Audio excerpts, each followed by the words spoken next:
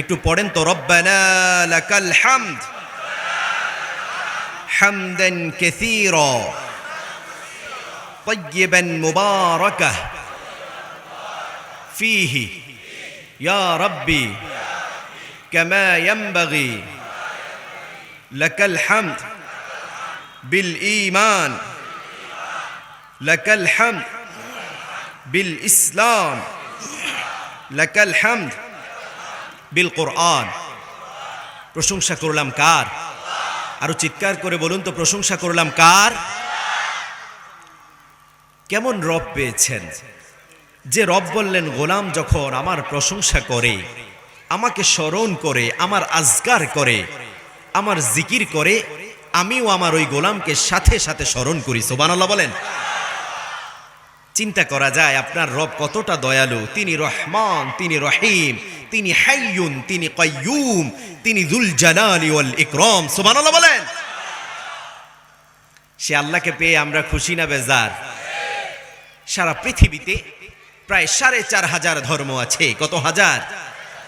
4,500 ধর্মের মধ্যে আপনার প্রতিবেশী হিন্দু আছে না নাই? খ্রিস্টান আছে না নাই? বৌদ্ধ আছে না নাই? তাদের আবার দেবতা, প্রতিমা, গড, ঈশ্বর, ভগবান আছে না নাই? কিন্তু তাদের ভগবানের কাছে বলে, মূর্তির কাছে বলে, প্রতিমার কাছে বলে তারা হৃদয় কি কোনো প্রশান্তি পায়? আমরা আমাদের রবকে ডাকলে আমাদের হৃদয়টা উজালা করে দেন কে? প্রশংসা করলে হৃদয়টা প্রশান্ত করে দেন কে? আপনি চিন্তা করবেন, দেখবেন আপনার হৃদয়ে হতাশা, আপনার হৃদয়ে দুঃখ দুর্দশা, আপনার জীবনে ঋণ আর অসুস্থতা, একটার পর একটা ঝামেলা আছে না নাই? কিন্তু যখন দেখবেন রাতের আধারে আপনি উঠেছেন, ঠান্ডা পানি দিয়ে উজু করেছেন, উজু করার পর এবার চিন্তা করলেন, আমি পৃথিবীর কাউকে জানাবো না, জানাবো কাকে? ঠান্ডা পানি দিয়ে আপনি উজু করলেন, ঠান্ডা পানি দিয়ে উজু করলেন, উজু করার পর এবার ছোট্ট একটা জায়নামাজ বিছিয়ে দিয়ে রবের সামনে যখন রাত নিকষ কালো হয়ে যায়, রাত যখন আচ্ছাদিত হয়ে যায়, যখন সবাই ঘুমের, সবাই মৃত অবস্থায়, এক প্রকার মৃত, ঠিক কিনা? সবাই নিকষ কালো, নিকষ অন্ধকার কালোতে সবাই ঘুমাচ্ছে। এই অবস্থায় রব প্রথম আকাশে চলে আসেন আর আমাদেরকে ডাকতে থাকেন, বলেন কার কি চাই আমার কাছে বল, বলে কিনা? যখন এই কথা বলেন আপনি উঠে যান, ঠান্ডা পানি দিয়ে উজু করেন, ঠান্ডা পানি দিয়ে উজু করার পর এবার আপনি জায়নামাজে দাঁড়িয়ে যান, 2 রাকাত সালাত আদায় করেন, সিজদার মধ্যে গিয়ে চোখের পানি ছেড়ে দিয়ে বলেন, চোখের পানি ছেড়ে দিয়ে বলেন, রব, হে আমার রব, হে আমার রব, ও আমার প্রিয় রব, রব্বি আন্নী মাসানি আদ-দুররু ওয়া আনতা আরহামুর রাহিমিন। পড়েন আল্লাহু আকবার। আপনি রবের কাছে দোয়া করেন, রব, কেন আমার জীবনে এত দুঃখ দুর্দশা, কেন আমার জীবনে এত হতাশা, কেন আমার একের পর এক ঋণের বোঝা বাড়তে বাড়তে পাহাড়ের সমান হয়ে যাচ্ছে, কেন আমার সন্তানাদি আমার কথা শুনে না, অবাধ্য অবস্থায় আছে, কেন আমার স্ত্রী আমাকে বুঝে না, কেন আবার আমার পিতা মাতা আমাকে বুঝে না, কেন আমার সমাজ আমার সাথে এমন নিঠুর আচরণ করে, এই সমাজ কেন সুন্দর হচ্ছে না, কেন আমার রাষ্ট্রে এত বিশৃঙ্খলা, এত অসুস্থতা।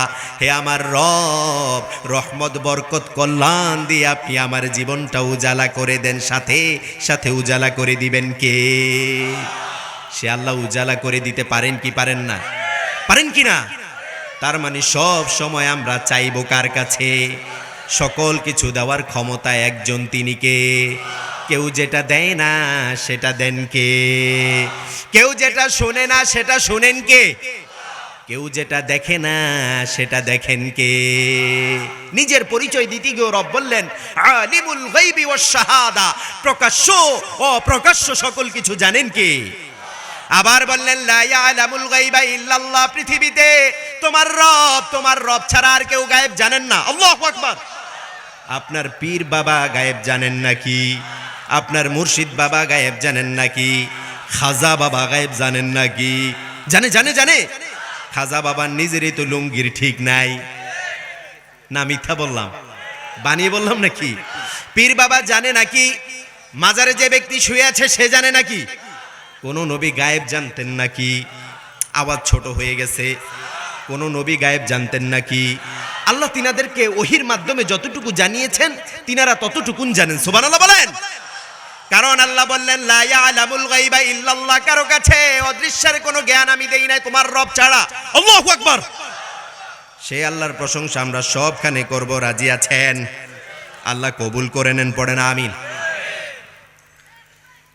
গার্মেন্টস শ্রমিক ও এলাকাবাসীর উদ্যোগে পঞ্চম তাফসিরুল কোরআন মাহফিল, পঞ্চম বার্ষিক, গত 5 বছর ধারাবাহিকভাবে হয়েছে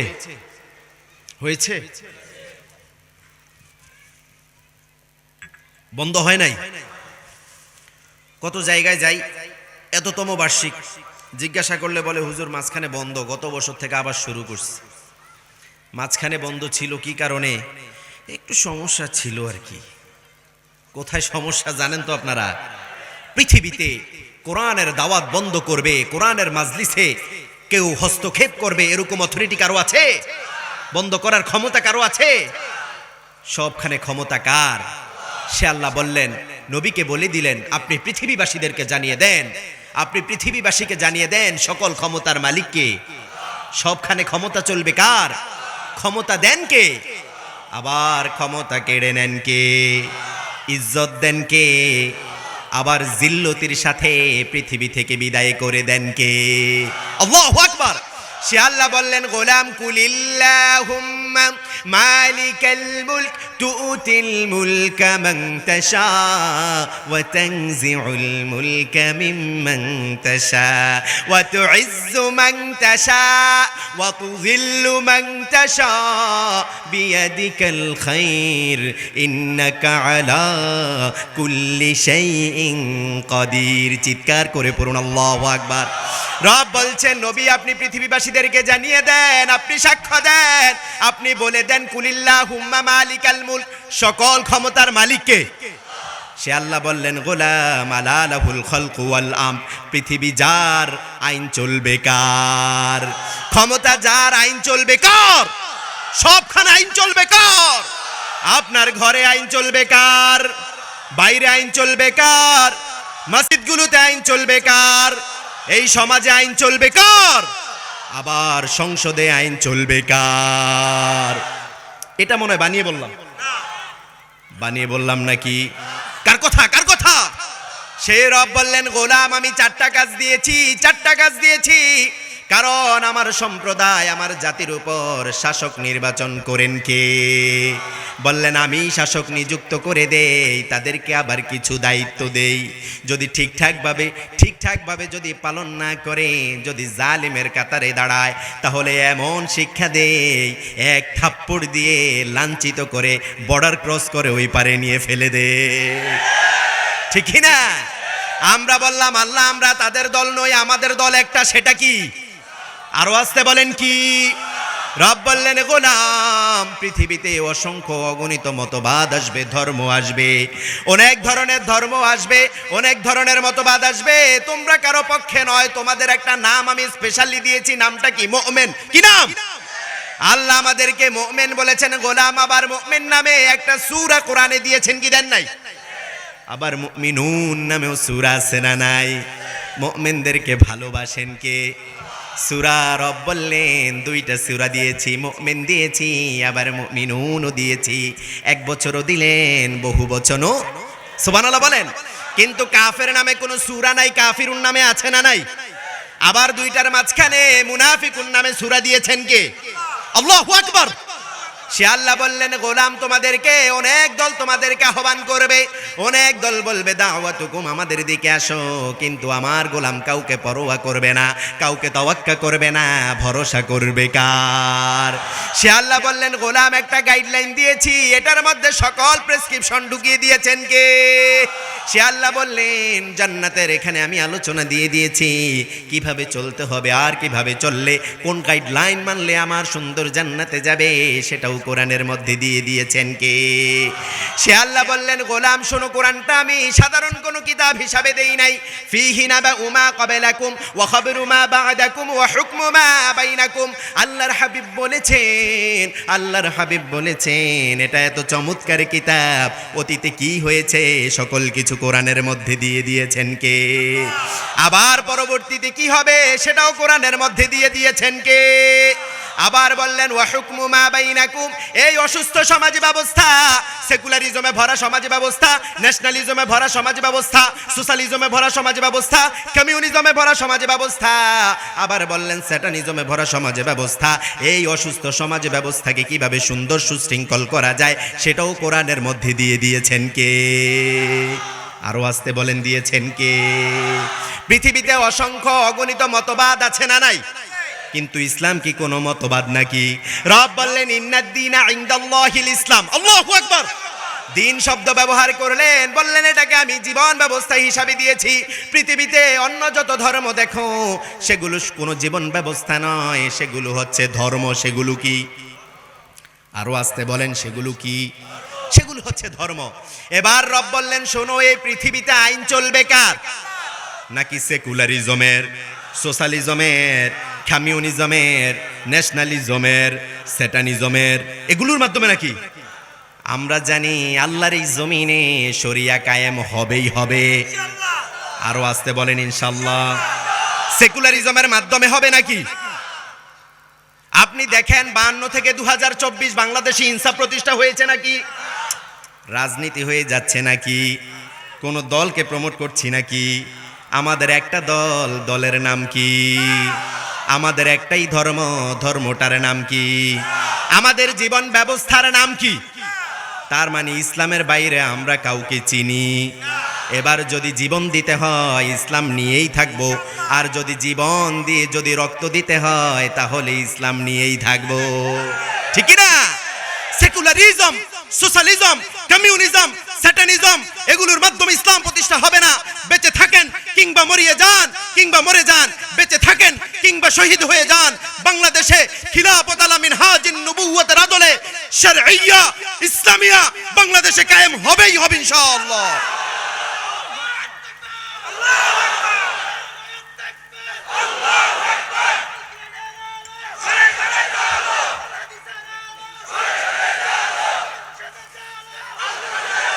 আমার ভাইয়েরা শান্ত হন। আমরা কিসের জাতি? আমরা বীরের জাতি, ঠিক কি না? কোন চোখ রাঙানিকে আমরা পরোয়া করি নাকি? আমাদেরকে অনেকে হিংসে করে, অনেক ধরনের ট্যাগ দেয় কি দেয় না? আমরা বলবো উহারা প্রচার করুক হিংসা বিদ্বেষ আর নিন্দাবাদ, আমরা বলিব সাম্য শান্তি এক আল্লাহ জিন্দাবাদ। উহারা চাহুক দাসের জীবন, আমরা শহীদি দরজা চাই। নিত্য মৃত্যু ভিতরা মোরা শাহাদাত কোথায় খুঁজে বেড়াই। আল্লাহ বললেন গোলাম ইন্নাল্লাহ আশতারা মিনাল মুমিনিন আনফুসাহুম ওয়া আমওয়ালাহুম বিআন্না লাহুমুল জান্নাহ ইউকাতিলুনা ফি সাবিলিল্লাহ ফায়াকতুলুনা ওয়া ইউকতালুন। পড়েন আল্লাহু আকবার। রব বললেন গোলাম আমার অনিন্দ সুন্দর জান্নাত দেখেছো নাকি? এত সুন্দর জান্নাত আমি তোমাদের জন্য বানিয়ে রেখেছি। জান্নাতটা আমি তোমাদেরকে এমনি এমনি দিব না। আমার অনিন্দ সুন্দর জান্নাতটা আমি তোমাদেরকে দুইটা জিনিসের বিনিময়ে দিব। কয়টা জিনিস? আরো আসতে বলেন কয়টা জিনিস? সে আল্লাহ বললেন গোলাম বিআন্না লাহুমুল জান্নাহ, রবের শব্দ চয়ন দেখেন, আল্লাহু আকবার। রব বললেন জান্নাতটা আমি বিক্রয় করে দিয়েছি, আমার মুমিনের কাছ থেকে আমি জান এবং মাল ক্রয় করে নিয়েছি। আল্লাহু আকবার। সে আল্লাহ বললেন গোলাম তোমার জানটা দিয়েছেন কে? আবার ধন সম্পদ দিয়েছেন কে? সে আল্লাহ বললেন দুনিয়ায় পাঠিয়েছি, যা আমানত হিসাবে দিয়েছি যদি ঠিকঠাক ভাবে ফেরত দাও আমার অনিন্দ সুন্দর জান্নাতটা আমি তোমাদেরকে দিয়ে দিব। এজন্য যদি জীবন দিতে হয় আমরা জীবন দিতে প্রস্তুত। আল্লাহ কবুল করেন, পড়েন আমিন। যদি রক্ত দিতে হয় রক্ত দিয়ে এই জমিনে কালিমার পতাকা উদ্দিন করব। কারণ আল্লামা ইকবাল বলছে খসা খিসা कैसे होता है गुलिस्तान खाली खुन বরন্দাজে খুন সুহাদা খিলালি, শহীদের রক্ত এই জমিনে ঝরবে, সেই রক্ত উর্বর হয়ে আল্লাহর দ্বীন প্রতিষ্ঠা হয়ে যাবে। আবার আমরা বীরের জাতি শুকনো রুটির সম্বল করে যে ঈমান আর যেতে গেলে বলে, বীরেছে জগতে মন্থন করে সে শক্তি আজ ফিরিয়ান। আল্লাহু আকবার রবে পুনকাপক বিশ্ব দুর্বিমান, বাজিছে দামামা বাধরে আমামা, শির উঁচু করে মুসলমান, দাওয়াত এসেছে নয়া জামানার, ভাঙা কেল্লায় ওরে নিশান। আল্লাহু আকবার। আমরা কিসের জাতি, কিসের জাতি? আরো চিৎকার করে বলতে হবে, আমরা কিসের জাতি? অতীতের শুরু থেকে আজ পর্যন্ত আমরা কারো কাছে মাথা নত করি নাই। আল্লাহু আকবার। বাতিল সে তবেনে ওয়ালে आए आसमान ही हम, बातिल से तबने वाले आए आसमान ही हम, छो पर कर चुका है तू इम्तिहा हमारा। এই পৃথিবী শতবার অসংখ্যবার টেস্ট করেছে, মুসলমান জীবন দিতে জানে, রক্ত দিতে জানে, তারপরেও বাতিলের কাছে মাথা নত করতে পারে না, পারে না, পারে না। আল্লাহ আমাদেরকে কবুল করেন, পড়েন আমিন। আমরা কারো কাছে মাথা নত করেছি? অতীত থেকে শুরু করে আমাদের বিজয়, আলহামদুলিল্লাহ পড়েন। সবখানে আমাদের বিজয় আছে না নাই? এই বিজয় দিয়েছেন কে? আলহামদুলিল্লাহ। পৃথিবীর অসংখ্য অগণিত রাষ্ট্রে ইসলামের জয় জয়কার আছে না নাই? আর আপনার বাংলাদেশে যত নাস্তিক মুরতাদগুলোকে সেকুলার দলগুলো প্রমোট করে কি করে না? আমরা বলবো এদের সাথে আমাদের কোনো সম্পর্ক, আরো আসতে বলেন, কোনো সম্পর্ক? আমাদের সম্পর্ক কোরআনের সাথে, ঠিক কি না? যেই দল কোরআন প্রিয়, যেই দলের নেতা নামাজি, কর্মীরাও নামাজি, সেই দল করার কথা বলেছেন কে? আল্লাহু আকবার। কিয়ামতের কঠিন দিনে নেতাও আসবে, কর্মীরাও আসবে, কি আসবে না? আল্লাহ বললেন ইয়াউমা নাদউ কুল্লু উনাসিম বিইমামিহিম, এই যে গার্মেন্টস শ্রমিকরা তোমাদের নেতা সহকারে আসো। এবার নেতাই দেখবে যে নেতাই আবার তার উপরের জন থেকে টাকা মেরে খাইছে, এরকম আছে না নাই? কর্মীদেরকে বলছে কাজে ফাঁকি দাও, সমস্যা নাই, তোমাদের কাজের থেকেও আমি কিছু আস্তে করে রেখে দিব। এটা তো মনে হয় নাই? আছে না নাই? তো আপনি যেটা করলেন কিয়ামতের কঠিন দিনে ধরবেন কে? আরো আসতে বলেন। আল্লাহ যে ধরবেন এটা বিশ্বাস করেন? ধরবেন কি না? কিয়ামতের কঠিন দিনে আল্লাহ একাকি ডাকবেন না, বললেন ইয়াউমা নাদউ কুল্লু উনাসিম বিইমামিহিম। আল্লাহ নেতাদেরকে ডাকবেন, আবার কর্মীদেরকেও ডাকবেন, কি ডাকবেন না? এমন নেতা যেই নেতার মুখে দাড়ি নাই, আছে না নাই? এমন নেতা মাথায় টুপি নাই, এমন নেতা সারাটা জীবন একবারও সালাত আদায় করেছে নাকি? এবার নেতাও আসবে, কর্মীরাও আসবে, কর্মীদের অবস্থাও সেম। কিয়ামতের কঠিন দিনে এই দুই দল যখন একত্রিত হবে, এক পাড়ার কুকুর আরেক পাড়ার কুকুরকে দেখলে যেমন ভেংসি খায় এমন ভেংসি খাবে। কি করবে? ভেংসি খাওয়ার পর দেখবে নেতারাও জাহান্নামী, কর্মীরাও। কথাগুলো বানিয়ে বলতেছি, ঢাকা থেকে বানিয়ে আনছি। কার কথা? কার কথা? ইয়াউমা নাদউ কুল্লু উনাসিম বিইমামিহিম, রব বললেন তোমাদের নেতা সহকারে তোমাদেরকে ডাকা হবে। এবার নেতারাও হতাশ, কর্মীরাও হতাশ, কারণ সারাটা জীবন সে টেন্ডারবাজি করেছে, সারা জীবন সে চাঁদাবাজি করেছে, সারা জীবন এমন অবস্থা করেছে, ধর্ষণ করেছে, সারা জীবন এমন অবস্থা করেছে সাধারণ মানুষকে গুলি করে হত্যা, আছে না নাই? এবার কর্মীরা বলবে রব্বানা আরিনাল্লাযীনি আযাল্লানা মিনাল জিন্নি ওয়াল ইনস নাজআলহুমা তাহতা আকদামিনা লিয়াকুনা মিনাল আসফালিন। ও রব, show us those people, those leaders who make us astray. ও আল্লাহ, ওই লোকদেরকে দেখিয়ে দেন, ওই লোকদেরকে দেখিয়ে দেন যারা দুনিয়াতে আমাদেরকে চাঁদাবাজ বানিয়েছে, টেন্ডারবাজ বানিয়েছে, গুমকারী বানিয়েছে, হত্যাকারী বানিয়েছে, চাঁদাবাজ বানিয়েছে, এমন লোকদেরকে দেখিয়ে দেন। আতিহিম দিআফাইনি মিনাল আযাব ওয়া লাআনহুম লাআনান কাবীরা, তাদেরকে দেখিয়ে দেন তাদের আযাব আজকে বাড়িয়ে দেন। নাউযুবিল্লাহ বলেন। তাদের আযাব আজকে বাড়িয়ে দেন। এবার কর্মীদের এই অবস্থা দেখে নেতারা বলবে খবরদার, আমাদেরকে ভৎসনা দিও না, আমরা তো তোমাদেরকে কোরআন দিয়ে ডাকি নাই, হাদিস দিয়ে ডাকি নাই, কোনো সাহাবাই কেরামের উপমা দিয়ে ডাকি নাই, ভালো কোনো ব্যক্তির আদর্শ দিয়ে ডাকি নাই, এমন ব্যক্তির আদর্শ দিয়ে ডেকেছি যার জন্মের ঠিক নাই, এমন ব্যক্তির আদর্শ দিয়ে ডেকেছি এমন ব্যক্তির আদর্শ দিয়ে ডেকেছি যার জন্মের ঠিক নাই। নাউজুবিল্লাহ বলেন। আফসোস হয় এই জাতি এতটা নির্বোধ হয় কিভাবে, ইতিহাস কত ক্লিয়ার। এমন ব্যক্তিকে আমরা আদর্শ মানব যিনি শামসুন, যিনি কমারুন, যিনি নূরুন আলা নূর। আল্লাহু আকবার। কেমন ছিলেন মুহাম্মদ সাল্লাল্লাহু কেমন ছিলেন তিনি? রব বললেন আমার আজিম সিফাত আমি আমার হাবিবের জন্য ওয়াকফ করেছি। নিজের সিফাত হাবিবের জন্য ওয়াকফ করলেন। আল্লাহর হাবিবের সিরাতটা আজকে আপনারা পড়েন না, এই উম্মাহ পড়ে না। এই কারণে এমন ব্যক্তিকে আমাদের সামনে, জাতির সামনে দাঁড় করানো হয়। উনি হচ্ছে জাতির এটা এটা বলে কি বলে না? আমি বললাম না, বলে কি না? কিন্তু আমাদের নেতাকে, আমাদের নেতা মুহাম্মদ, সবাই বলেন আমাদের নেতার নাম কি? এর বাইরে আমরা কাউকে চিনি নাকি? আমাদের ভদ্রতা, আমাদের নম্রতা, কিভাবে থাকবো, কিভাবে চলবো, কিভাবে লেনদেন করব, স্ত্রীর সাথে কিরূপ আচরণ করব, সন্তান পিতামাতার সাথে কেমন আচরণ করবে, পিতামাতা সন্তানের সাথে কেমন আচরণ করবে, সকল কিছু তিনার কাছে আছে না নাই? সুবহানাল্লাহ বলেন না। তিনাকে আমাদের জন্য তিনাকে আদর্শ হিসাবে কবুল করলেন কে? আরো আসতে বলেন, কবুল করলেন কে? যিনি সরকার, যিনি সরদার, যিনি সৈয়দুল কাউনাইন, যিনি সৈয়দুল আম্বিয়া, যিনি শামসুন, যিনি কমারুন, যিনি নূরুন আলা নূর। আল্লাহু আকবার। এত চমৎকার চরিত্র ছিল তিনার। সারাটা জীবন যদি আপনি এপার ওপার করেন একটাও ভুল ধরতে পারবেন আছে নাকি? আল্লাহু আকবার। আর আপনি এমন ব্যক্তিকে নেতা মানেন যেই নেতার চরিত্র গোবরের মতো। এমন ব্যক্তিকে নেতা মানেন যে রাতের আধারে দেশের 1000 কোটি টাকা পাচার করে দিয়েছে। এমন ব্যক্তিকে নেতা মানেন যে শুধুমাত্র টেন্ডারবাজির সাথে লিপ্ত আছে। এমন ব্যক্তিকে নেতা মানেন যে আল্লাহর আইন বাংলাদেশে চায় না। এমন ব্যক্তিকে নেতা মানেন যার সাথে সকল ধরনের নাস্তিক মুরতাদদের সাথে ভালো সম্পর্ক আছে না নাই? আমরা বললাম তাদের সাথে আমাদের কোনো সম্পর্ক আছে? আমাদের সাথে তাদের কোনো সম্পর্ক, কিন্তু তাদের সাথে আমাদের কোনো বিরোধ নাই। তাদের সাথে আমাদের লড়াই হচ্ছে হক এবং তৌহিদ এবং মুশরিকের লড়াই, ঠিক কি না? যারাই তৌহিদের পতাকা তলে আসবে তারা আমাদের ভাই।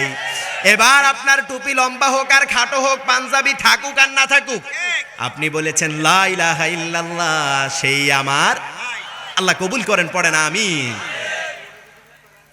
আল্লাহর অসংখ্য অগণিত নিয়ামত দিয়ে আল্লাহ আমাদের জীবনটা ভরপুর করে দিয়েছেন, ঠিক কি না? আজকের মাহফিলে আপনারা অনেক গুণীজনকে রেখেছেন। আমি ভূমিকাহীন আলোচনায় ঢুকলাম। রাগ করেছেন আপনারা? রাগ করেছেন? রাত আস্তে আস্তে নিকশ কালো হচ্ছে। এই যে আমি দেখছি আমার হাত পাগুলো ঠান্ডা হয়ে আসতেছে, বুঝতেছেন?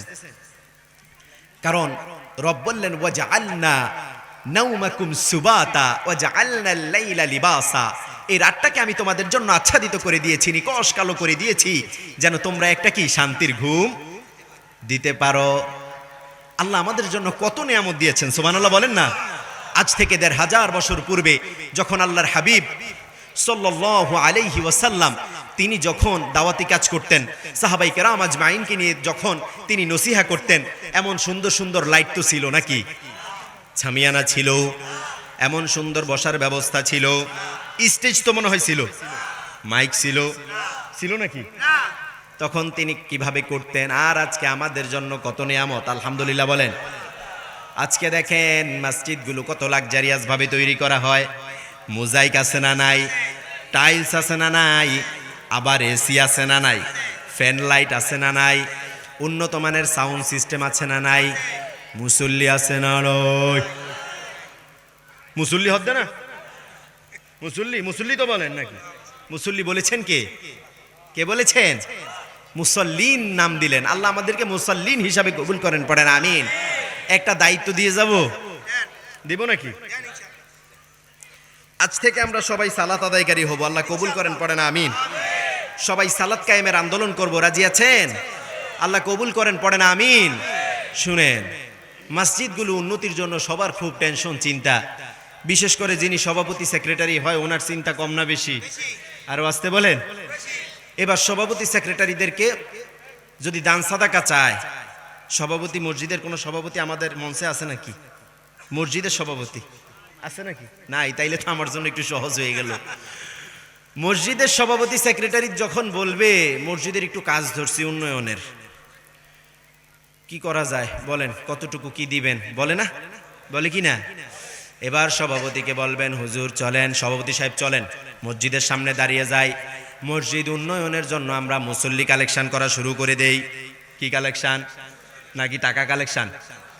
দুই একজন লোক রেখে দেয় মসজিদের সামনে, টেবিল একটা রেখে দেন, ভাই এরা দেন, দিয়া যান, এখন দিলে জান্নাতে ঘরবাড়ি হবে, বলি কি বলে না? মসজিদে 2-4 টাকা দিলে জান্নাতে ঘরবাড়ি হবে, এরকম কোনো হাদিস আমি পাই নাই। কোনো উলামা পেয়েছেন নাকি? আমাকে একটু দেখিয়ে দিয়েন, তাহলে একটু শিক্ষা গ্রহণ করবো ইনশাআল্লাহ, আর একটু শিক্ষিত হলাম। মসজিদে 2-4 পয়সা আমি বলতেছি না, আবার কেউ আবার চিন্তা করবে যে হুজুর চট্টগ্রামে এসে বলে গেল কি মসজিদে কেউ টাকা দিবেন না। মিডিয়ার ভাইয়েরা কি এরকম আছে না নাই? কেটে দিবে যে দেখুন কেন মসজিদের বিরুদ্ধে বলল, এরকম আছে না? আল্লাহ মাফ করুক, আমি কি মসজিদের বিরুদ্ধে বলেছি? কম্পেয়ার করতে বলেছি। আপনার মসজিদে সকল ব্যবস্থা আছে, আর কত উন্নয়ন করবেন? বললাম মসজিদ কয় তলা? বলে 3 তলা। বললাম ফজরে মুসল্লি হয় কয়জন? কয় 3 জন, আমি, ইমাম সাহেব আর ওই যে আমাদের আব্দুর রাজ্জাক ভাই। এরকম আছে না নাই? মসজিদ ভেঙে বিক্রি করে দেন, মসজিদের দরকার আছে নাকি? আপনি মুসল্লি কালেকশন শুরু করে দেন, যেই সালাতের সময় মসজিদের সামনে দিয়ে যাবে ধরবেন খাপ মেরে, হাত দিয়ে কি দিয়ে, ভাই কোথায় যাচ্ছেন, সালাতটা আদায় করে যান, কাতার ভরতে আর মাত্র 7 জন বাকি, আপনি ঢুকলে 6 জন, আপনি ঢুকলে 6 জন, আর না হয় আমাদের সাথে দাঁড়ান, আরো 6 জন আমরা নিয়ে নেই। টাকা কালেকশন বাদ রেখে আমরা এখন মুসল্লি কালেকশন করব। কি কালেকশন? কারণ মসজিদে যা যা দরকার আছে সকল কিছুর ব্যবস্থা করে দিয়েছেন কে? সকল কিছুর ব্যবস্থা আল্লাহ করেন নাই? সে আল্লাহর নিয়ামতের শুকরিয়া আপনি এভাবে করেন, মুসল্লি কালেকশন করেন। আজকে সালাতে যাওয়ার সময় এক ভাইকে হাত ধরে চলেন ভাই সালাতটা আদায় করে নেই, 2-4 মিনিটই তো আছে, আসরের সময় আপনি অল্প সময় তো আছে, আসরের সালাতটা আদায় করতে মাত্র 8 মিনিট লাগবে, চলেন নামাজটা পড়ে নেই। কিন্তু আপনি এরকম করেন, আপনি কাউকে দেখা হলে বলেন ভাই মসজিদের কাজটা চলতেছে, একটা ফ্যান দিয়ে যান, বলি কিনা? বলে কিনা? নাকি বানিয়ে বলতেছি? বলি কিনা? আমার ভাইয়েরা, মসজিদে মুসল্লি কালেকশন করেন, ধরা খেয়ে যাবেন তো। কিয়ামতের কঠিন দিনে আল্লাহ 1 শ্রেণীর জাহান্নামের ফেরেশতাদেরকে আমাদের পিছনে লেলিয়ে দিবেন। কি করবেন? মনোযোগ আছে নাকি শেষ করে দিব? শেষ করে দিব, ঘুমাতে যাবেন, এরকম কিছু নাকি? 5 মিনিট কথা বলি নাকি? 5 মিনিট? কয় মিনিট? 12টা পর্যন্ত? 12টা পর্যন্ত ঘুমাতে হবে না? কিয়ামতের কঠিন দিনে আল্লাহ 1 শ্রেণীর মানুষদেরকে টানতে টানতে জাহান্নামের দিকে নিয়ে যাবেন। কোন দিকে? ফেরেশতারা তাদেরকে বলবে মা সালাকাকুম ফি সাকার, বলো তো কোন জিনিস, কি এমন কাজ তুমি করেছো যে তোমাকে আজকে আল্লাহর জাহান্নামের দিকে যেতে হচ্ছে? এবং ভয়ঙ্কর জাহান্নাম, যেই জাহান্নামের দিকে, যেই জাহান্নাম সাকার, সাকার মানেটা হচ্ছে এমন, ধরেন এই যে শীতকাল আসলে পোলাপান বারবিকিউ করে না? করে কি না? বারবিকিউ আছে না নাই? বুঝেন নাই? বারবিকিউ পার্টি হয় কি না? চিকেন বারবিকিউ হয় কি না? এক পাশ আগুন দিয়েছে, আবার আরেক পাশ দেয় কি দেয় না? এই পাশে যখন আবার একটু মশলা আর একটু তেল টেল লাগিয়ে আবার দেয় কি দেয় না? কেন দেয়? যেন ভালো করে হয়, এপাশ ওপাশ করে দেয় কি না? দেয় কি না? কিয়ামতের কঠিন দিনে এই সাকার নামক জাহান্নামের মধ্যে, সাকার নামক জাহান্নামের মধ্যে, বারাকাল্লাহ বারাকাল্লাহ, সাকার নামক জাহান্নামের মধ্যে আমার দিকে তাকান, যে মুজরিমদেরকে, অপরাধীদেরকে ফেলবে, বলবে মা সালাকাকুম ফি সাকার, বলো তো কোন জিনিস, কি এমন জিনিস, কি এমন কাজ, কি এমন অন্যায় তুমি পৃথিবীতে করেছো যে আজকে তোমাকে সাকার নামক জাহান্নামের ভিতর ঢুকতে হচ্ছে? ক্বালু লাম নাকু মিনাল মুসাল্লিন, সে এক বাক্যে বলবে আমি পৃথিবীতে মুসল্লিন ছিলাম। কি ছিলাম না? এই কথাটা তো বানিয়ে বলছি। কার কথা? কোরআনে আল্লাহ দিয়েছেন কি দেন নাই? দিয়েছেন কি না? কিয়ামতের কঠিন দিনে আপনি কি আল্লাহর আযাব সহ্য করতে পারবেন? পারবেন? আমার ভাইয়েরা, এখানে হুজুর আসছে, সুর দিয়ে দিয়ে যে ওয়াজ করছে, আরে কলিজা ঠান্ডা করে ফেলছে। যে এক মুনাজাত দিছে, মনে হচ্ছে আল্লাহর আরশ ভাঙ্গা আল্লাহ এখানে পড়ছে, এরকম আছে না নাই? কিন্তু বাড়িতে আচ্ছা হুজুর কি বিষয় নিয়ে কথা বলছে, কি আমল দিছে, এটা তো জানি না, কিন্তু আহারে যে কান্দন, মানুষের যে কান্দন, বলে কি না, আমল নিয়ে যেতে পারলাম না। সুর দিয়ে হুজুর ওয়াজ করছে, আমরাও শুনছি, হুজুরও খুশি আমরাও খুশি, দুইজনে বাড়িতে গিয়ে ঘুম, ফজরের নামাজ নাই, লুঙ্গিরও ঠিক নাই। এরকম আছে না নাই? আমার ভাইয়েরা, প্রতিদিন 5 ওয়াক্ত সালাত আদায় করবেন তো ইনশাআল্লাহ? 5 ওয়াক্ত সালাত আদায় করবেন? রব আমাদেরকে প্রতিদিন ডাকেন, আমাকে ওয়াদা করতে হবে না, আল্লাহর কাছে বলেন। আপনি দেখবেন প্রতিদিন সালাতে আপনার হৃদয়টা কত প্রশান্ত হয়ে যায়। সুবহানাল্লাহ বলেন। রবকে সিজদা দিবেন, আপনি একটু আপনার হৃদয়ের কথাটা বলেন। দেখেন আমরা কতটা অভাবী, আমাদের জীবনে দুঃখ দুর্দশা আছে না নাই? কষ্ট হতাশা আছে না নাই? সন্তান অবাধ্য আছে না নাই? স্ত্রীর সাথে সুসম্পর্ক নাই আছে না নাই? ঘরগুলোতে অবাধ্যতা ফাটলে ভরা আছে না নাই? রিজিকের অভাব আছে না নাই? সকল কিছুর মালিক কে? আপনি যদি প্রতিদিন সালাত আদায় করেন, দেখবেন আস্তে আস্তে আপনার রিজিকের পরিবর্তন আসতেছে, আস্তে আস্তে বাড়তেছে। সুবহানাল্লাহ বলেন। সালাত আদায় করা যাবে, আমরা মুসল্লিন হব। রব আপনাকে প্রতিদিন 5 বার ডাকে, কয়বার? আরো আস্তে বলেন, কয়বার ডাকে? ফজরে রব ডেকেছে, জোহরে ডেকেছে, আবার আসরের সময় ডেকেছে, মাগরিবের সময়ও ডেকেছে। ঘুমাইয়া কাজা করেছ ফজর, তখনও জাগনি, যখনও জোহর, হেলায় খেলায় কেটেছে আসর। মাগরিবের ওই শুনিয়া যান, এখনো এর সাথে হওরে শামিল, এখনো এর সাথে আছে স্থান। বাজিছে দা মামা, বাধুরে মামা, শির উঁচু করি মুসলমান, দাওয়াত এসেছে নয়া জামানার, ভাঙা কেল্লায় ওরে নিশান। আল্লাহু আকবার। আমরা 5 ওয়াক্ত সালাত আদায় করব, আল্লাহ কবুল করে নেন। 5 ওয়াক্ত সালাত আদায় করব, কবুল করে নেন। 5 ওয়াক্ত সালাতের পাশাপাশি একটু চেষ্টা করব শেষ সাথে আল্লাহকে একটু স্মরণ করার জন্য। কখন কখন কখন? আপনি একটা উপমা দেয়, আপনি একটু চিন্তা করেন। আপনি আপনার এক ভাইয়ের সাথে সুসম্পর্ক, তাকে দেখা হলো আর বললেন, ভাই আজকে আপনার বাসায় আমাকে নিয়ে যান। কি বললেন? আপনার বাসায় নিয়ে যান, আর একটু ভালো মন্দ রান্না করে আমাকে খাওয়ান। দেখবেন ভাই হয়তো বা খুশি হতে পারে, কিন্তু বেজার হওয়ার সম্ভাবনা। আরো আসতে বলেন, ভাই বেজার হওয়ার সম্ভাবনা।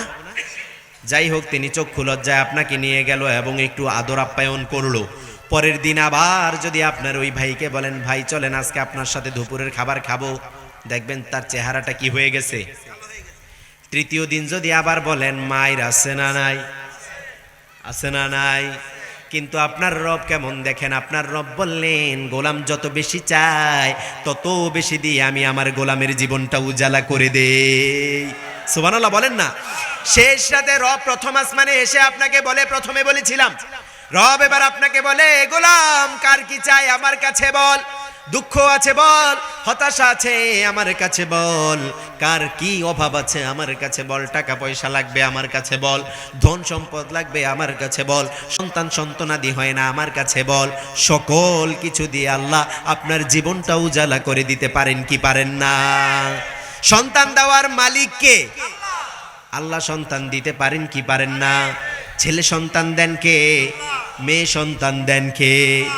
কে দেন? আবার নিঃসন্তান রাখেন কে? আবার অসংখ্য সন্তান দিয়ে মানুষের জীবনটা উজালা করে দেন কে? মাজার সন্তান দিতে পারেন নাকি? পীর দিতে পারেন নাকি? পারে পারে। মুর্শিদ দিতে পারেন নাকি? খাজা বাবা পারে নাকি? আমাদের চট্টগ্রামে সবচেয়ে বেশি বিদাত আছে না নাই? রাগ করলেন নাকি আপনারা? আমাদের সাথে বিদাতের কোনো সম্পর্ক, শিরকের সাথে কোনো সম্পর্ক, শুধু শরীফ। মানুষ মুসলিমরা চিন্তা করলো শরীফ, নুরানি, এই শব্দগুলো আমাদের মধ্যে কমন কিনা। কোরআনুল কারীমটা হাতে নিলাম, নিয়ে দেখি এখানেও আছে নুরানি কোরআন শরীফ, আছে না নাই? ভালো করে দেখেন তো, দেখা যায় কিনা? দেখা যায়। কি লেখা?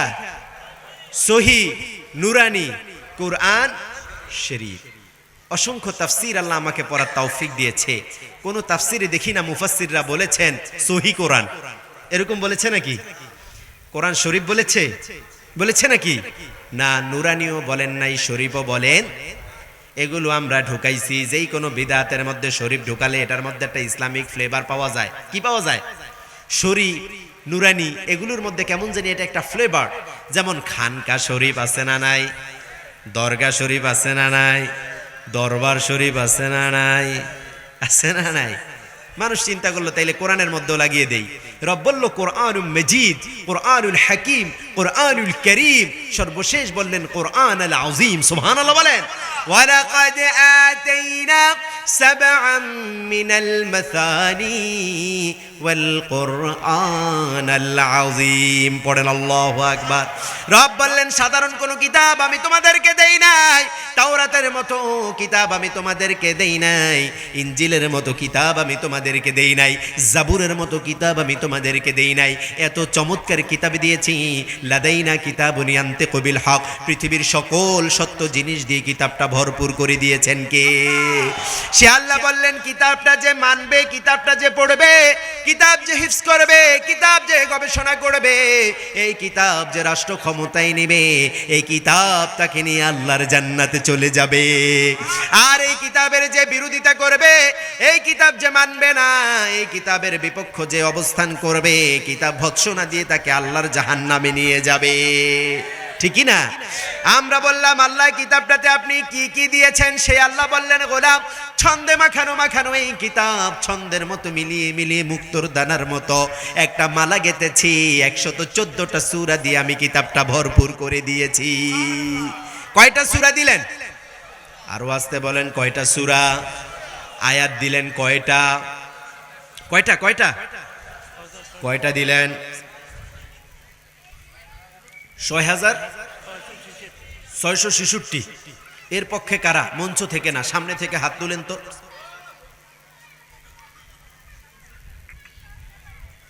হাত নামান। 6,236। এই পক্ষে কারা? হাত তুলেন। কোরআনে কোনো আয়াতই নাই, তার মানে অনেকে হাত তুলে না। কোরআনে আয়াত নাই, এই মর্মে কারা? দেখি একটু হাত তোলেন তো। যারা হাত তোলে না এরা কোন পক্ষের? বাসা থেকে নিয়ত করে আসছে নাকি ওয়াদা করে আসছে যদি হুজুরের কথায় হাত তোলো তাইলে আজকে হাত আইলে ভাঙ্গা ফেলবো? এরকম আছে নাকি? আছে নাকি এরকম? আল্লাহ হিফাজত করুন, পড়ে না আমিন। কোরআনুল কারীমে আল্লাহ সুবহানাহু ওয়া তাআলা মুফাসসিররা বলছেন, কেউ কেউ বলছেন 6000 কত 6234 অথবা 36 আয়াত দিলেন কে? আর ওই যে 666 এটা ভ্রান্ত আমাদের মধ্যে ঢুকিয়ে দিয়েছে, ঠিকই না? আমরা সহিটা নিব, যেটা অথেন্টিক সেটাই নিব। আল্লাহ কবুল করেন, পড়েন আমিন। চলেন আজকে আমরা একটা সূরা থেকে একটু ধারণা নেই। এদিকে অধিকাংশ 98% দেখছি আমি যুবক, নাকি সব গার্মেন্টস শ্রমিক। গার্মেন্টস শ্রমিকদের কথা তো মনে হয় কোরআনে নাই। শ্রমিকদেরকে তো মনে হয় আল্লাহ কোনো অধিকার দেন নাই। যারা চুপ আছে এদের মনে হয় সন্দেহ আছে। আল্লাহ তো মনে হয় শ্রমিকদেরকে কোনো অধিকার দেন নাই। দিয়েছেন কিনা? আল্লাহু আকবার। আল্লাহ কোন শ্রেণীকে বাদ রেখেছেন নাকি? কোন শ্রেণীকে বাদ রেখেছেন নাকি? সন্তান পিতামাতার সাথে কেমন আচরণ করবে সেটা কোরআনে দিয়ে দিয়েছেন কে?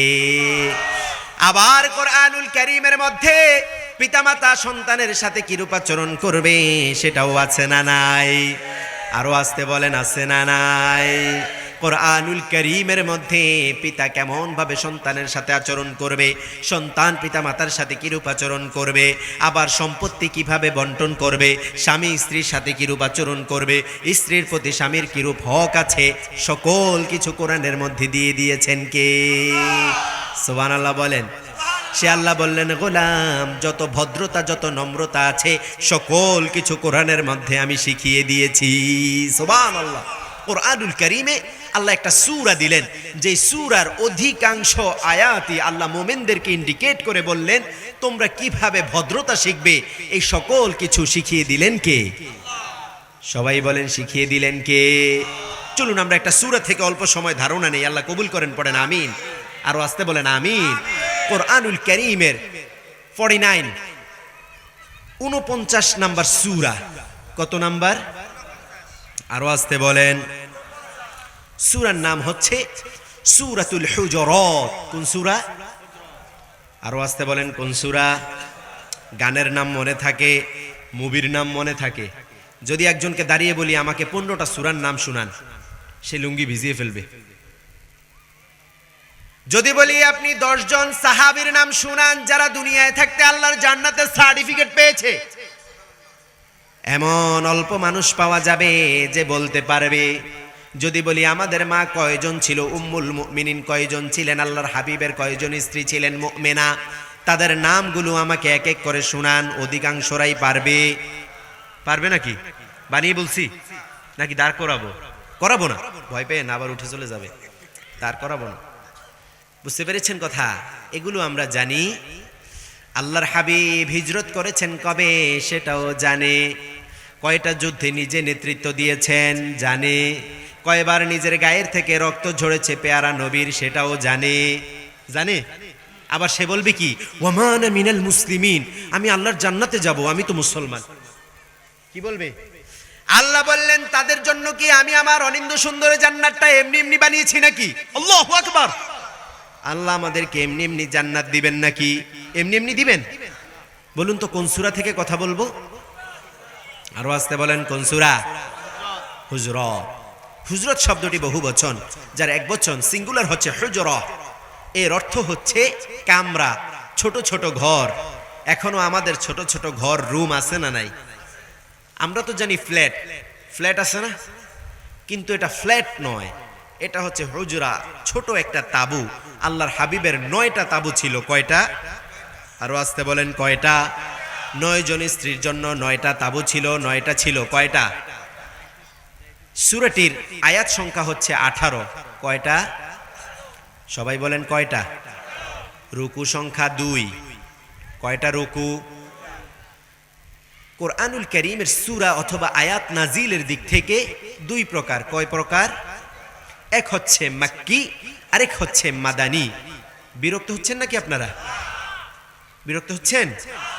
এক হচ্ছে মাক্কি, আরেক হচ্ছে কি? মাদানী। যেহেতু সূরাটি হিজরতের পরে নাজিল হয়েছে, সর্বসম্মতিক্রমে আল্লাহর হাবিবের উপর নাজিলকৃত এই সূরাটি সূরাতুল হুজরাত মাদানী সূরা। কি সূরা? তার মানে এই সূরাটি মক্কায় নাজিল হয়েছে। মক্কায় নাজিল হয়েছে নাকি? কোথায়? সবাই বলেন।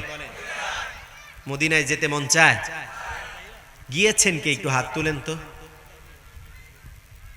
সংখ্যা কম, তার মানে সবাই বড়লোক হয়ে গেছে। চিন্তা করা যায় এই উম্মার অধিকাংশরাই আল্লাহর হাবিবের রওজার কাছাকাছি যেতে পারে না। তারপরেও বলবে কি, আমার জীবনে এত দুঃখ দুর্দশা। আপনি আপনার রবের কাছ থেকে চেয়ে নিতে পারেন না, ঠিক কি না? চেয়ে নিতে, আলহামদুলিল্লাহ আমি গিয়েছি, আল্লাহ আমাকে নিয়েছেন। আমি দোয়া করি আল্লাহ আমি সহ সকলকে আরো একাধিকবার যাওয়ার তৌফিক দান করেন। পড়েন আমিন। আল্লাহর কাছে তো মনে হয় আপনাকে নেওয়ার মতো অর্থ নাই, আছে না নাই? আল্লাহ আপনাকে নেওয়ার মতো ক্ষমতা আছে না নাই? আপনি চিন্তা করতে পারেন, আমার মতো সলিমুদ্দিরে কি আল্লাহ নেবে? আমার টাকা পয়সা নাই। আল্লাহ দিতে পারেন কি পারেন না? যে কোনো উসিলায় পারেন কি না? টাকা নাই, পয়সা নাই, এমন অনেককে আল্লাহ নিয়েছেন কিনা, নিতে পারেন কিনা? আজ থেকে আমল করা শুরু করবেন। প্রতি ওয়াক্ত সালাতের পর 1 সেকেন্ডের জন্য হলেও বলবেন, আল্লাহ মৃত্যুর আগে একবার একটু আপনার ঘরটা দেখাইয়েন, একবার একটু আপনার হাবিবের রওজাটা একটু আমাকে দেখিয়েন। আল্লাহ কবুল করেন। পড়েন আমিন। করা যাবে তো ইনশাল্লাহ? আমরা করব তো ইনশাল্লাহ? আল্লাহ কবুল করে নেন। সূরাটির নাম কি বললাম? কি নাম? হুজরাত। শুনেন, এই সূরাটিতে রুকু সংখ্যা কয়টা? 2টা। কোরআনুল কারীমের এই সূরাটাতে আল্লাহ রাব্বুল আলামিন আমাদেরকে, মুমিনদেরকে, কাদেরকে? মুমিনদেরকে অনেকগুলো গাইড করেছেন, আদেশ উপদেশ দিয়েছেন, পরামর্শ দিয়েছেন। কি দিয়েছেন? কি দিয়েছেন? পরামর্শ দিয়েছেন। কারণ আমাদের জীবনে দুঃখ দুর্দশা, ঝামেলা, হিংসা, বিদ্বেষ আছে না নাই? এই সূরায় আল্লাহ আমাদেরকে শিখালেন, গোলাম এভাবে এভাবে চলবা। যদি এভাবে এভাবে চলতে পারো, তোমার জীবনটা কল্যাণ আর বরকত দিয়ে ভরপুর করে দিবেন কে? আরো আসতে বলেন, ভরপুর করে দিবেন কে? আল্লাহ। চলুন একটু আমরা এই সূরা থেকে কথা বলি। কোরআনুল কারীমের এই সূরায় আমরা আজকে চেষ্টা করব, যেহেতু সময় সংকীর্ণ, আমরা 5টা নিয়ে কথা বলি। কয়টা গাইডলাইন আল্লাহ দিয়েছেন? ব্যাপক, প্রায় 10 থেকে 15টা দিয়েছেন। কয়টা? আপনারা একটু বাসায় গিয়ে কোরআনটা খুলে খুলে পড়বেন তো ইনশাল্লাহ? বাংলা দেখে দেখে পড়বেন তো? কোরআন অর্থ পড়বেন তো ইনশাল্লাহ? পড়বেন? পড়বেন? আল্লাহ কবুল করেন। পড়েন আমিন। নাকি কোরআন গত রমজানে পড়েছেন, আবার আগামী রমাদানে পড়বেন, এরকম করবেন নাকি? যদি জিজ্ঞাসা করা হয়, ভাই কোরআন সর্বশেষ কবে পড়েছেন? সে বলবে রমাদানে পড়েছি। কবে? রমাদানুল মোবারকে পড়েছি। আবার অনেক জাহেল আছে রমজানও পড়ে না, মাদ্রাসার কিছু তুলাবাদেরকে ডেকে নিয়ে এসে বলে আমার বাবা মার নামে কি করে দাও, খতম করে দাও। আছে না নাই? আছে না নাই? মাআযাল্লাহ। আমার ভাই আপনি এটা কি করলেন? কি করলেন? আপনি কোরআনটা পড়লেন না, তো আপনি কিয়ামতের দিন সুপারিশ আবার আশা করছেন? আপনার ভিতরে সালাত নাই, সিয়াম নাই, কোরআন নাই, হাদিস নাই, আপনার জীবনটা চলছে মুশরিকের মতো, আপনার খাবার মুশরিকের মতো, আপনার লাইফস্টাইল মুশরিকের মতো, আপনার পোশাক আশাক মুশরিকের মতো, আপনার রাজনীতি মুশরিকের মতো, ঠিকই না? আবার আপনি বলেন যে আপনি মুসলমান, সকল কিছু মুশরিকের মতো দাবি করে কি মুসলমান? মুসলিম মায়ের পেট থেকে বের হলেই কি মুসলমান হওয়া যায় নাকি? যায়? আল্লাহ হেফাজত করেন, পড়েন আমিন। কোন সূরা? 1 নম্বরে আল্লাহ রাব্বুল আলামিন আমাদেরকে শিখালেন, পৃথিবীর গোলামেরা শোনো, হে আমার গোলামেরা শোনো, তোমার আল্লাহ এবং রাসূলের সিদ্ধান্তই হচ্ছে চূড়ান্ত সিদ্ধান্ত। সুবহানাল্লাহ বলেন। 1 নম্বর আয়াতে আল্লাহ শিক্ষা দিলেন তোমার রব এবং তার হাবিবের যে বিধান, এর বাহিরে আর কোনো বিধান থাকবে, সকল কিছু বাতিল করে দিলেন কে? কি বললেন? ইন্নাদ দীনা ইনদাল্লাহিল ইসলাম। আল্লাহর কাছে একমাত্র জীবন ব্যবস্থার নাম কি? আরো আসতে বলেন, কি নাম? আবার বললেন ওয়া মান ইয়াবতাগি গায়রাল ইসলামি দীনান ফালাই ইউকবালা মিন। তোমার রবের কাছে ইসলাম ছাড়া অন্য কোনো মতবাদ, অন্য কোনো ধর্ম কখনোই গ্রহণযোগ্য। আরো আসতে বলেন, গ্রহণযোগ্য না। আল্লাহ আমাদেরকে বুঝার তৌফিক দান করেন, পড়েন আমিন। এবার রব বলছে শোনো শোনো হে পৃথিবীর মানুষেরা, আইয়ুহাল্লাযীনা আমানু লা তুকদ্দিমু বাইনা ইয়াদাইল্লাহি ওয়া রাসূলিহি ওয়াত্তাকুল্লাহ ইন্নাল্লাহা সামিউন আলীম। পড়েন আল্লাহু আকবার। রব বলছে গোলামিয়া, আইয়ুহাল্লাযীনা আমানু লা তুকদ্দিমু বাইনা ইয়াদাইল্লাহি ওয়া রাসূলিহি ওয়াত্তাকুল্লাহ ইন্নাল্লাহা সামিউন আলীম। পড়েন আল্লাহু আকবার। রব বললেন ইয়া আইয়ুহাল্লাযীনা আমানু, হে আমার মুমিনেরা ও বিশ্বাসীরা, লা তুকদ্দিমু বাইনা ইয়াদাইল্লাহি ওয়া রাসূলিহি, তোমরা আল্লাহ এবং তার রাসূলের থেকে অগ্রবর্তী হইও না। তিনি যা বিধান দিয়েছে, যা আইন প্রণয়ন করে দিয়েছে, যা বলেছে, যা করেছে, এর সামনে তোমরা অগ্রবর্তী হইও না। নিজের মন গড়া মতো কোনো দিন পালন করো। তিনারা যে সিদ্ধান্ত দিয়েছে, এই সিদ্ধান্তের বাইরে কোনো কাজ করা যাবে? যে আইন দিয়েছে রব, এই আইনের বিরুদ্ধে আর কোনো কিছু করা যাবে? যে আইন দিয়েছে রব, এই আইনকে তোয়াক্কা করে ডিঙিয়ে আবার সামনে বাড়ানো যাবে? লা তুকদ্দিমু বাইনা ইয়াদাইল্লাহি ওয়া রাসূলি, আল্লাহ এবং তার রাসূল। হুকুমকার? আরো আসতে বলেন, হুকুমকার। এবার রব আবার আমাদেরকে একটা রিমাইন্ডার দিচ্ছেন, ওয়াত্তাকুল্লাহ ইন্নাল্লাহা সামিউন আলীম। পড়েন আল্লাহু আকবার। রব বললেন ওয়াত্তাকুল্লাহ, ভয় করতে হবে একজন, তিনি কে? রব বললেন আমাকে ভয় করো।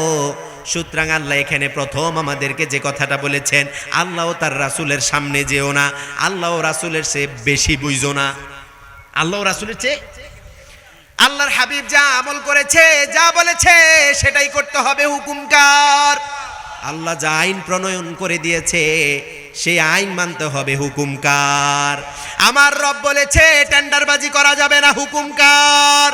আমার রব বলেছে চাঁদাবাজি করা যাবে না, হুকুমকার। আমার রব বলেছে 5 ওয়াক্ত সালাত আদায় করতে হবে, হুকুমকার। আমার রব বলেছে পর্দাটা ঠিকঠাক ভাবে করতে হবে, হুকুমকার। আমার রব বলেছে বামে যাবা না, ডানে যেতে হবে, হুকুমকার। সে আল্লাহ বললেন গোলাম বাইনা ইয়াদাইল্লাহি ওয়া রাসূলিহি, আল্লাহ ও তার রাসূলের সামনে তুমি যাবা না, বেশি বুঝতে যাবা না। তিনি যতটুকুন তোমার রব যতটুকুন প্রেসক্রাইব করেছেন, তোমার হাবিব মুহাম্মাদুর রাসূলুল্লাহ সাল্লাল্লাহু আলাইহি ওয়াসাল্লাম যতটুকুন বুঝিয়েছেন, যতটুকুন বলেছেন, ততটুকুনই মানতে হবে, হুকুমকার। এবার বললেন ওয়াত্তাকুল্লাহ, আল্লাহকে ভয় করো। তার মানে আল্লাহ আমাদেরকে এখানে রিমাইন্ডার দিচ্ছেন, যদি এগুলো করো ভয়ঙ্কর শাস্তি আছে না নাই? আছে না নাই? আল্লাহর আইনকে ভেঙে চুরমার করে নিজের মন গড়া মতো আইন প্রণয়ন করা যাবে? মুসলিম সেই আইনকে বিশ্বাস করতে পারে? এই যে আমার আগে যে মুহতারাম আমাদের প্রধান আলোচক হযরত মাওলানা জিয়াউল করিম নিজামী সাহেব খুব মিষ্টি সুরে কথা বলছিলেন, তিনি বলছিলেন যে আউল ফাউল বাউল যারা আমার আল্লাহকে নিয়ে, আমার রবকে নিয়ে কটূক্তি করে, আমার হাবিবকে নিয়ে আমরা দেখেছি অসংখ্য অগণিত নাস্তিক কটূক্তি করে। যদি আজকে শরিয়া শাসন থাকতো, ওমর ফারুক থাকতো, আমার ইসলাম বলছে তাদের গর্দান থেকে মাথাটা আলাদা করে দাও, ঠিক কিনা? যদি এরকম দুই একটার করা যেত, ভবিষ্যতে আর কোনো আউল ফাউল বাউল নাস্তিক মুরতাদ আমার রবকে নিয়ে, আমার হাবিবকে নিয়ে, তিনাদের আকাশচুম্বী মর্যাদা, বড়ত্ব, মহত্ব, ক্ষমতা নিয়ে কোনো বান্দ্রামি করার সাহস কেউ পেত? কি আজীব বিষয়! আজকের শাসন ব্যবস্থার অনেককেই দেখছি, একটা তো নতুন বের হয়েছে শিশু পার্টি, এটাও দেখতেছি বলতেছে কেন বাউলকে মারা হলো। আমরা কোনো বাউল মাউল চিনি না, আমরা চিনি যেই ব্যক্তি এটা করেছে তাকে সঠিক বিচার করতে হবে, ঠিক কিনা? কোরআনের আইন হচ্ছে তার গর্দান থেকে মাথাটা আলাদা করে দাও, ঠিক কিনা? ভবিষ্যতে যেন এই সাহস, এই দুঃসাহস আর কেউ না করে। কত বড় স্পর্ধা চিন্তা করা যায়। আবার এদেরকে শেল্টার দেওয়ার জন্য সেকুলার দলগুলো দাঁড়িয়ে গেছে, নাউজুবিল্লাহ বলেন। দুই চারটা ভোট পাওয়ার জন্য যারা চরিত্রহীন, চরিত্রের ঠিক নাই, দ্বীনের ঠিক নাই। পৃথিবীর যতগুলো ধর্ম আছে, যতগুলো, আমি কিছু কম্পারিটিভ নিয়ে আমি কিছু পড়াশোনা করেছি, তুলনামূলক যে ধর্ম, বাউলদের বিষয়ে আমি যতটুকু জেনেছি এর চেয়ে নিকৃষ্ট ধর্ম খুব কম আছে, নাউজুবিল্লাহ বলেন। যত নোংরামি এদের মধ্যে, জানলে অবাক হয়ে যাবেন। আমার সময় যেহেতু সংকীর্ণ, আমি এদিকে যাব না। আল্লাহ হিফাজত করুন এই জাহিলিয়া থেকে, আল্লাহ উম্মাকে হিফাজত করেন, পড়ে না আমিন। আজীব বিষয়, আল্লাহর শান মান মর্যাদা নিয়ে সে কি ধরনের রুচিপূর্ণ কথা বলেছে। মাআযাল্লাহ, শরিয়ার শাসন থাকলে আজকে এখনো পর্যন্ত সে নিঃশ্বাস নিতে পারত। আমরা দোয়া করি আল্লাহ যেন এই সমাজ, ইসলামী সমাজ বিনির্মাণ করে দেয়, পড়ে না আমিন। এবার রব বললেন, শোনো, ইন্নাল্লাহা সামিউন আলিম, তিনি দেখেন এবং জানেন, ঠিক কিনা? তিনি শুনেন এবং জানেন, সকল কিছু শুনেন কে? রব বললেন তোমার রব সকল কিছু শুনছে এবং সকল কিছু সম্পর্কে তিনি জ্ঞাত। সুবহানাল্লাহ বলেন। কেন আল্লাহ এই আয়াতটা নাজিল করলেন বলেন তো? আল্লাহ এই আয়াত নাজিল করলেন, কিছু মানুষ আছে দেখবেন যে একটু নেতার সে নেতার যে চেলা থাকে, এ মনে হয় যে নেতাকে ডিঙ্গি আরো কি এসকু আছে না নাই? এরকম আছে না? নেতার সে নেতার পিএস এর যে দাপট কি বেশি। কয়েকদিন আগে আমার কাছে মনে হয়েছে, কোথায় যেন এটা হচ্ছে গঙ্গাছড়ায়, ইয়াতে রংপুরে। সেখানে একজন এসে, আমি বিশ্রাম নিচ্ছিলাম এক দলের, তিনি ওই জায়গার খুব সম্ভব প্রার্থী ছিলেন, নমিনেশন দেওয়া হয়নি। এসে বলল যে হুজুর পরিচয় হতে আসছে। তো বললাম জি, সালামুন আলাইকুম, কি অবস্থা, বলুন, বসুন। তো তিনি তিনার মতো কথা বললেন। পাশ থেকে একজন দাঁড়িয়ে আছে, সে ওনাকে ডিঙিয়ে তিনি হচ্ছেন আমাদের এই সে আরো বলতেছে, এবং হুজুর এখন তো অনেক জায়গায় রাজনৈতিক কথা চলে, আপনি কিন্তু এরকম কিছু বলবেন না। আরো কয়েকটা রেস্ট্রিকশন তিনি দিচ্ছেন ওনাকে ডিঙিয়ে ডিঙিয়ে, বুঝতে পারছেন তো? এবং তিনার চেয়ে আওয়াজ ওনার বেশি, নেতার চেয়ে নেতার চেলার আওয়াজ কি বেশি। এরকম আছে না নাই? আল্লাহর হাবিব সাল্লাল্লাহু আলাইহি ওয়াসাল্লামের সময় কোনো একটা কারণে সাহাবাই কেরাম সিদ্ধান্ত নিলেন, আল্লাহ সাথে সাথে আয়াত নাজিল করে দিলেন, খবরদার, আল্লাহ এবং তার হাবিব যা বলবে সেটাই চূড়ান্ত। দ্বীনের ব্যাপারে তোমাদের যে কোনো সিদ্ধান্ত আল্লাহ তাআলা এবং তার রাসূলের উপরই কি পাবে? প্রাধান্য পাবে। তিনাদেরই প্রাধান্য পাবে, তোমাদেরটা প্রাধান্য পাবে। সুবহানাল্লাহ বলেন। আমলের ক্ষেত্রে, আইনের ক্ষেত্রে সবখানে আমরা মানবো আল্লাহ ও তার হাবিবের কথা, ঠিক কিনা? চলুন দ্বিতীয় নাম্বার আয়াত, আল্লাহ রাব্বুল আলামিন বলছে, শুনো, তোমার হাবিবের উপর, তোমার হাবিবের গলার আওয়াজের উপর তোমাদের আওয়াজটা যেন বেশি না হয়। আল্লাহর হাবিব সাল্লাল্লাহু আলাইহি ওয়াসাল্লামের উপর আয়াত নাজিল হলো কি? মসজিদে নববীতে। কোথায়? সবাই বলেন।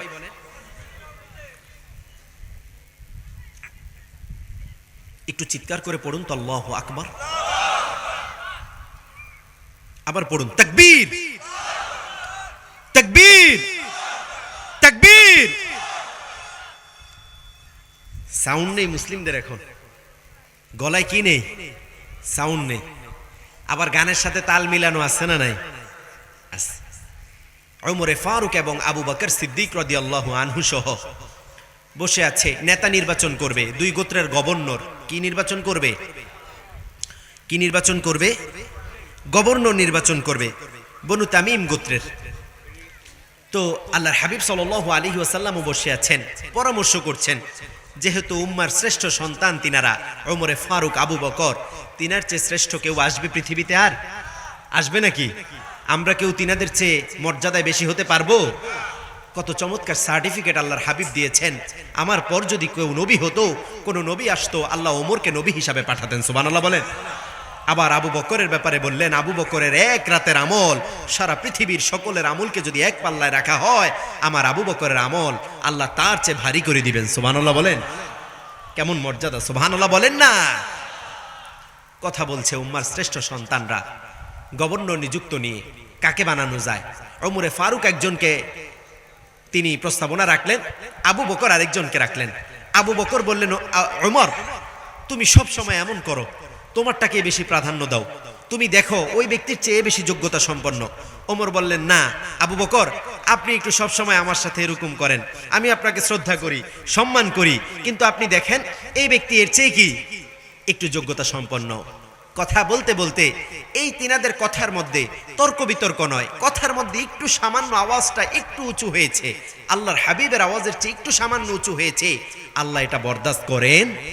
এবার রব বললেন, শোনো, ইয়া আইয়ুহাল্লাযীনা আমানু লা তারফাউ আসওয়াতাকুম ফাওকা সাওতিন নবী ওয়া লা তাজহারু লাহু বিল কওলি কাজাহরি বা'দিকুম লিবা'দিন আন তাহবাতা আ'মালুকুম ওয়া আনতুম লা তাশউরুন। পড়েন আল্লাহু আকবার। রব বললেন, হে আমার মুমিনেরা, কাদেরকে ইন্ডিকেট করলেন? মুমিনদেরকে। কাদেরকে? এই যে মুমিনদের আওয়াজটা একটু উঁচু হয়েছে। এবার বললেন, বিশ্বাসীরা, ও উম্মার শ্রেষ্ঠ সন্তানেরা, শোনো, লা তারফাউ আসওয়াতাকুম ফাওকা সাওতিন নবী। আল্লাহু আকবার। তুমি তোমার নবীর সামনে খবরদার, আমার নবীর সামনে তোমাদের আওয়াজটা যেন উঁচু না হয়। তোমরা স্বাভাবিকভাবে যেমনই ভাবে কথা বলো, এমন ভাবে আল্লাহর হাবিবের সামনে কথা বলা যাবে। তোমরা সাধারণভাবে স্বাভাবিকভাবে যেভাবে কথা বলো, খবরদার এমন ভাবে কথা বলা যাবে না। তোমরা নবীর সামনে এভাবে কথা বলো না। আমরা বললাম, আল্লাহ নবীর সামনে যদি এভাবে কথা বলা হয়, যদি নবীর সামনে সামান্য একটু গলার আওয়াজ উঁচু হয়, তাহলে আমাদের জন্য কি শাস্তি রয়েছে? রব বললেন, গোলাম, আন তাহবাতু আমালুকুম ওয়া আনতুম লা তাশউরুন। আর আগে দিয়ে বললেন, বা'দুকুম লিবা'দিন। কি বললেন? ইয়া আইয়ুহাল্লাযীনা আমানু লা তারফাউ আসওয়াতাকুম ফাওকা সাওতিন নবী ওয়া লা তাজহারু লাহু বিল কওলি কাজাহরি বা'দিকুম লিবা'দিন আন তাহবাতু আমালুকুম। তোমাদের অতীতের যত গুনাহ আছে, অতীতের যত ভালো কাজ আছে এবং পরবর্তীতে যত ভালো আমল করবে, অতীতের ভালো আমলগুলো এবং পরবর্তী ভালো আমলগুলো সকল কিছু ধ্বংস করে দিবেন কে? আল্লাহু আকবার। আল্লাহ বললেন, তোমরা যত কিছুই করো না কেন, যত ভালো আমল করো, অতীতের আমলের যত ভালো আমলগুলো আছে, পরবর্তীতে যত ভালো আমলের আমলগুলো করবে, সকল আমলগুলো ধ্বংস হয়ে যেতে পারে। খবরদার, খবরদার, আমার নবীর সামনে তোমরা তোমাদের আওয়াজ উঁচু করো। মুফাসসিররা বললেন, এখানে শুধুমাত্র নবী নয়, তোমার গুরুজন, তোমার পিতামাতা, তোমার উস্তাদ, তোমার সম্মানিত ব্যক্তিবর্গের সামনেও আওয়াজ উঁচু, এমন কোনো কথা বলা, এমন চিৎকার চেঁচামেচি করা যাবে? যাবে নাকি? চমৎকারী আয়াতটি কোরআনুল কারীমে আল্লাহ উল্লেখ করে দিয়েছেন। এখনো যদি কেউ মদিনাতুল মুনাওয়ারায় যান, দেখবেন, যারা গিয়েছেন দেখেছেন, আল্লাহর হাবিবের সেই মাকবারার পাশে সেটা লেখা আছে, ইয়া আইয়ুহাল্লাযীনা আমানু লা তারফাউ আসওয়াতাকুম ফাওকা সাওতিন নবী। খবরদার এ হাজী, এ মুমিন, এখানে এসে তুমি চিৎকার চেঁচামেচি করো। সুবহানাল্লাহ বলেন। আল্লাহর হাবিবের যখন ইন্তিকাল হলো, আল্লাহর হাবিবের ইন্তিকালের পর উম্মুল মুমিনিন আয়েশা সিদ্দিকা রাদিয়াল্লাহু আনহার সেই হুজরাতেই তিনাকে কি করা হলো? তিনার মাকবারা করা হলো, তিনাকে সেখানেই দাফন করা হলো। তো খুব সম্ভব কোনো একটা হজের সময় ফারস্য থেকে অথবা সিরিয়া থেকে একটা দল আসলো, তারা এসে ওখানে বিদাত একটু বেশি, এসে খুব সুর দিয়ে দিয়ে চিৎকার করে করে আল্লাহর হাবিবকে সালাম জানাচ্ছে। আমাদের দেশও এরকম চিৎকার করে করে আছে না নাই? বিভিন্ন ধরনের বিদাত আছে না নাই? সেখানে খুব চিৎকার করে করে সালাম জানানো হচ্ছে, হয়তো বা আবেগে। উম্মুল মুমিনিন আমাদের মা সাইয়্যিদাতুনা আয়েশা বলছে, এই আহাম্মকগুলো কারা? তারা কি আল্লাহর ওই আয়াতকে দেখে নাই, ওই আয়াত পড়ে নাই? লা তারফাউ আসওয়াতাকুম ফাওকা সাউতিন নবী, খবরদার তোমার হাবিবের সামনে, আল্লাহর হাবিবের সামনে তোমাদের আওয়াজগুলো উঁচু করো। এবার আপনি সালাম জানান, সেটার মধ্যে বিনয় আছে না নাই? কিভাবে সালাম জানাতে হবে, কিভাবে সুন্দর করে আল্লাহর হাবিবের সাথে কথা বলতে হবে। আপনি সেখানে গিয়েছেন, আবেগ আপ্লুত হয়েছেন, সারাটা জীবন স্বপ্ন দেখেছেন আমার হাবিবকে আমি দেখব। সেখানে যখন গেলেন, দেখার সাথে সাথে আপনি আবেগ আপ্লুত হয়ে গেলেন, আবেগ আপ্লুত হয়ে চিৎকার চেঁচামেচি শুরু করে দিলেন। দেখবেন যে ফেরেশতারা মনে করবে আপনার মৃগীরোগ শুরু হয়েছে। কি মনে করবে? ধরে টেনে নিয়ে যাবে হসপিটালে। কোথায়? ঝামেলা আছে না নাই? আল্লাহর হাবিব বলেছে খবরদার চিৎকার চেঁচামেচি করা যাবে। আল্লাহ বলেছে যদি সালামও দাও সেটার মধ্যে আদব আছে না নাই? সেখানে গেলে আপনি চিৎকার চেঁচামেচি করে সালাম জানাতে পারবেন না, একদম বিনয়ের সাথে আদবের সাথে আপনি দেখবেন। আবার আল্লাহর হাবিবের রওজার পাশে রাউদাতুম মির রিয়াদিল জান্নাহ, জান্নাতের একটা অংশ সেখানে আছে। সুবহানাল্লাহ বলেন। ইউ তো জান্নাত মে সব হ্যায় মদিনা নেহি और জান্নাত মদিনে মে মৌজুদ হ্যায়। সুবহানাল্লাহ বলেন। জান্নাতে তো সকল কিছুই আছে, কিন্তু আমার হাবিবের সেই মদিনা নেই। কিন্তু মদিনায় আল্লাহর জান্নাত আছে না নাই? সুবহানাল্লাহ বলেন না? সুবহানাল্লাহ বলেন না? আল্লাহু আকবার। সারাটা জীবন যে নবীকে স্বপ্নে দেখেছেন, হৃদয়ে বাসা বেঁধে রেখেছেন, সেই হাবিবের রওজায় আল্লাহ আমাদেরকে যাওয়ার তৌফিক দান করেন, পড়েন আমিন। সুতরাং কি বলল যে আপনারা কি করা যাবে না? আল্লাহর হাবিবের উপর আওয়াজ উঁচু করা যাবে। 3 নাম্বার বললেন, যে কোনো কাজ, যে কোনো খবর শোনার সাথে সাথে কি করতে হবে? যাচাই বাছাই করতে হবে। মুমিন এতটা নির্বোধ কখনো হবে না যে কোনো একটা কিছু শুনছে সাথে সাথে কি সেটার পিছনে। সিলে বলছে, মানুষ বলছে যে সিলে কান নিয়ে গেছে, সে কান না দেখে কি সিলের পিছনে দৌড় আছে না নাই? বলেছে তোমার স্ত্রীকে দেখেছি ওই যে ওই পাড়ায় একটা পার্ক আছে, সেখানে তোমার বন্ধুর সাথে সময় কাটাচ্ছে, তুমি কোনো কিছু যাচাই বাছাই না করে দিছো উল্টা দিকে দৌড়। এরকম আছে না নাই? খবর শুনেছে যে না আমি বাসায় ফোন করি দেখি কি অবস্থা, না বলছে তো উল্টা দিকে দৌড়। আছে না নাই? আছে না নাই? চুগলখড়ি, যে কোনো কথা, গুজব, এগুলো আমরা কখনো বিশ্বাস করব? বিশ্বাস করব নাকি? পৃথিবীতে চুগলখড়ের সংখ্যা কম না বেশি? গীবতের সংখ্যা কম না বেশি? আর আপনি যখন কোনো সংবাদ শুনে কোনো প্রকার যাচাই বাছাই না করবেন, তখন দেখবেন বিপদ কম না বেশি? এক বাজারে দাসী বিক্রি হচ্ছে। কি বিক্রি হচ্ছে? সবাই বলেন না, কি বিক্রি হচ্ছে? বলবো দাসী বিক্রি হচ্ছে। তো এক ব্যক্তি সে দাসী বিক্রি করছে, খুব চালাক। তো যে দাসী বিক্রি করছে, অনেক দাসীর মধ্যে এক দাসী খুব সুন্দরী। লোকটা, সেই দাসী খুব সুন্দরী, শরীরের আকার আকৃতি খুব সুন্দর, গলার কণ্ঠ সুন্দর, শারীরিকভাবেও সক্ষম, কাজ করতে পারে, সকল কিছুই ঠিক আছে। তার একটা দোষ আছে, সে চগলখোর। সে কি? এর কথা ওর জায়গায় লাগায়, ওর কথা এর জায়গায় লাগায়। তো যেই দাম দর করতে আসে বলে ভাই এর তো সকল কিছু ঠিক আছে, কিন্তু আমার এই দাসী কিন্তু চগলখোর, সে ঝামেলা পাকায় বেশি, এর কথা ওর জায়গায় লাগায়, ওর কথা এর জায়গায় লাগায়। তো যখন এরকম দাম দর করার পর শুনে যে সে চগলখোর, ঝামেলাবাজ, গীবত করে, তো আর কেউ নেয় না, চলে যায়। তো এক ব্যক্তি আসলো, এভাবে অনেক কথা বলার পর বলল ভাই উনি কিন্তু, আমার এই দাসী কিন্তু কি চগলখোর, সে ঝামেলা বেশি লাগায়। তো লোকটা চিন্তা করলো সে চগলখোর তো কি হয়েছে, বাকি সব কিছু তো ঠিক আছে, সে কাজ করবে, দাসী বান্দি কাজ করবে, ঘরের কাজ করবে, আর এত সমস্যা কোথায়?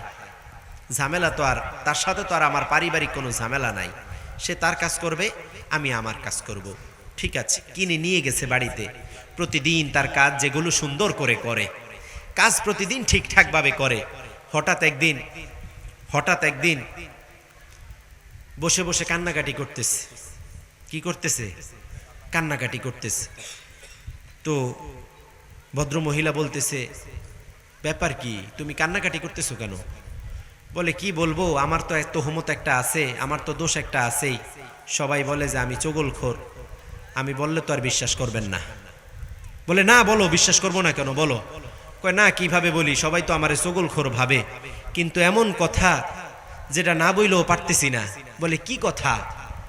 কয়েকদিন আগে তোমার স্বামীর অফিসে আমি গেলাম, গিয়ে দেখি সেখানে তার সাথে আরেক মেয়ের অবৈধ সম্পর্ক। মহিলা তো রেগে মেগে আগুন।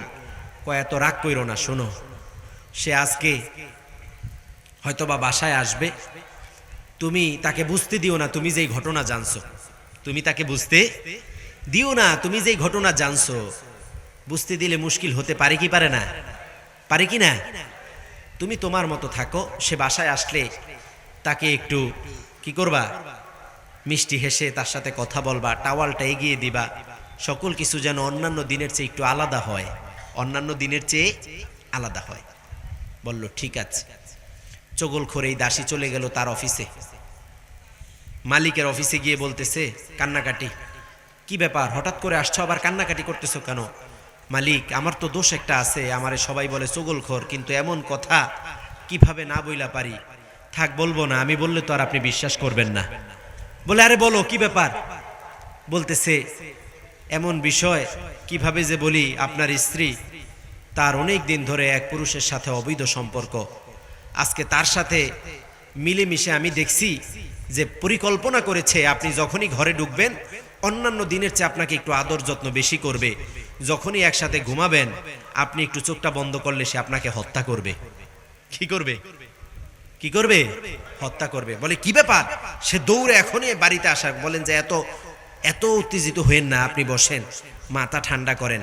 আপনি আপনার মতো যাবেন, ঠিক আছে, আপনার স্ত্রী আজকে গেলে দেখবেন যে প্রথমে অন্যান্য দিনের চেয়ে একটু বেশি হাসি খুশি, টাওয়ালটা আগিয়ে দিবে, সকল কিছু রান্না করা আছে বলবে যে আগে আগে দেই, সকল কিছু দিবে, নিজে বেড গুছাবে, বলবে চলো একসাথে ঘুমাই।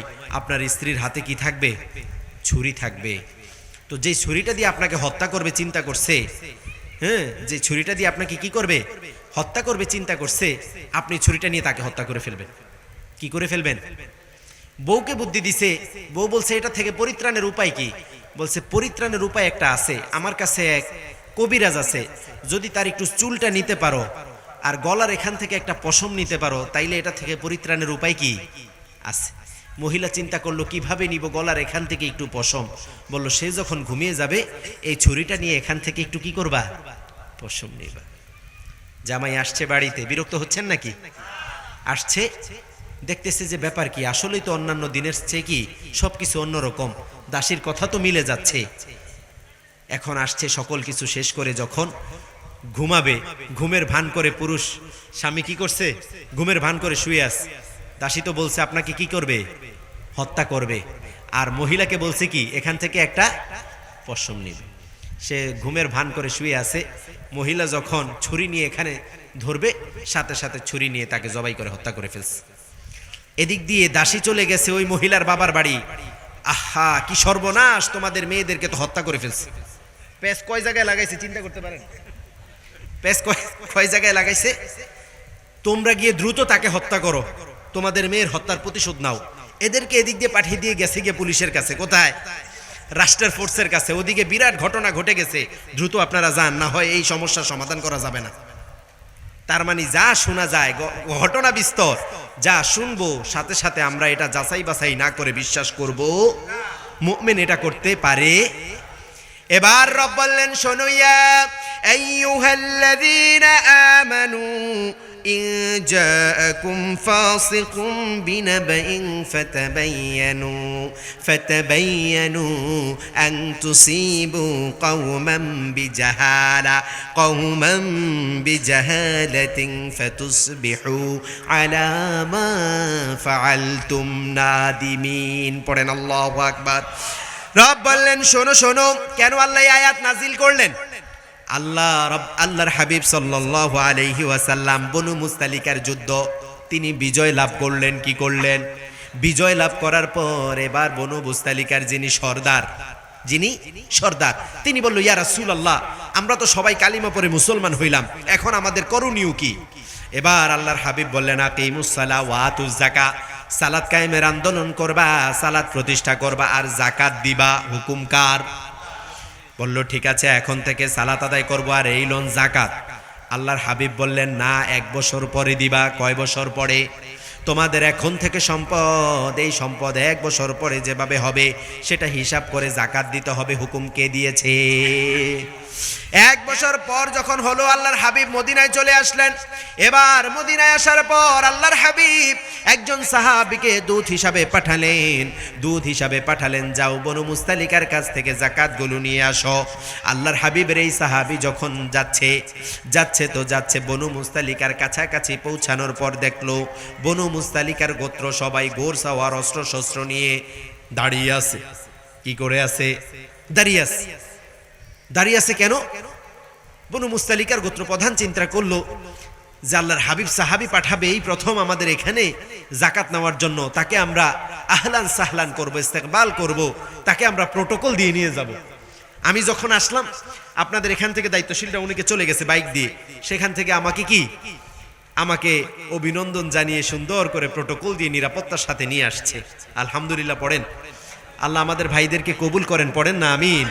এই সুন্দর আয়োজন করতে কত নির্ঘুম ছিল তারাই জানে, ঠিক না?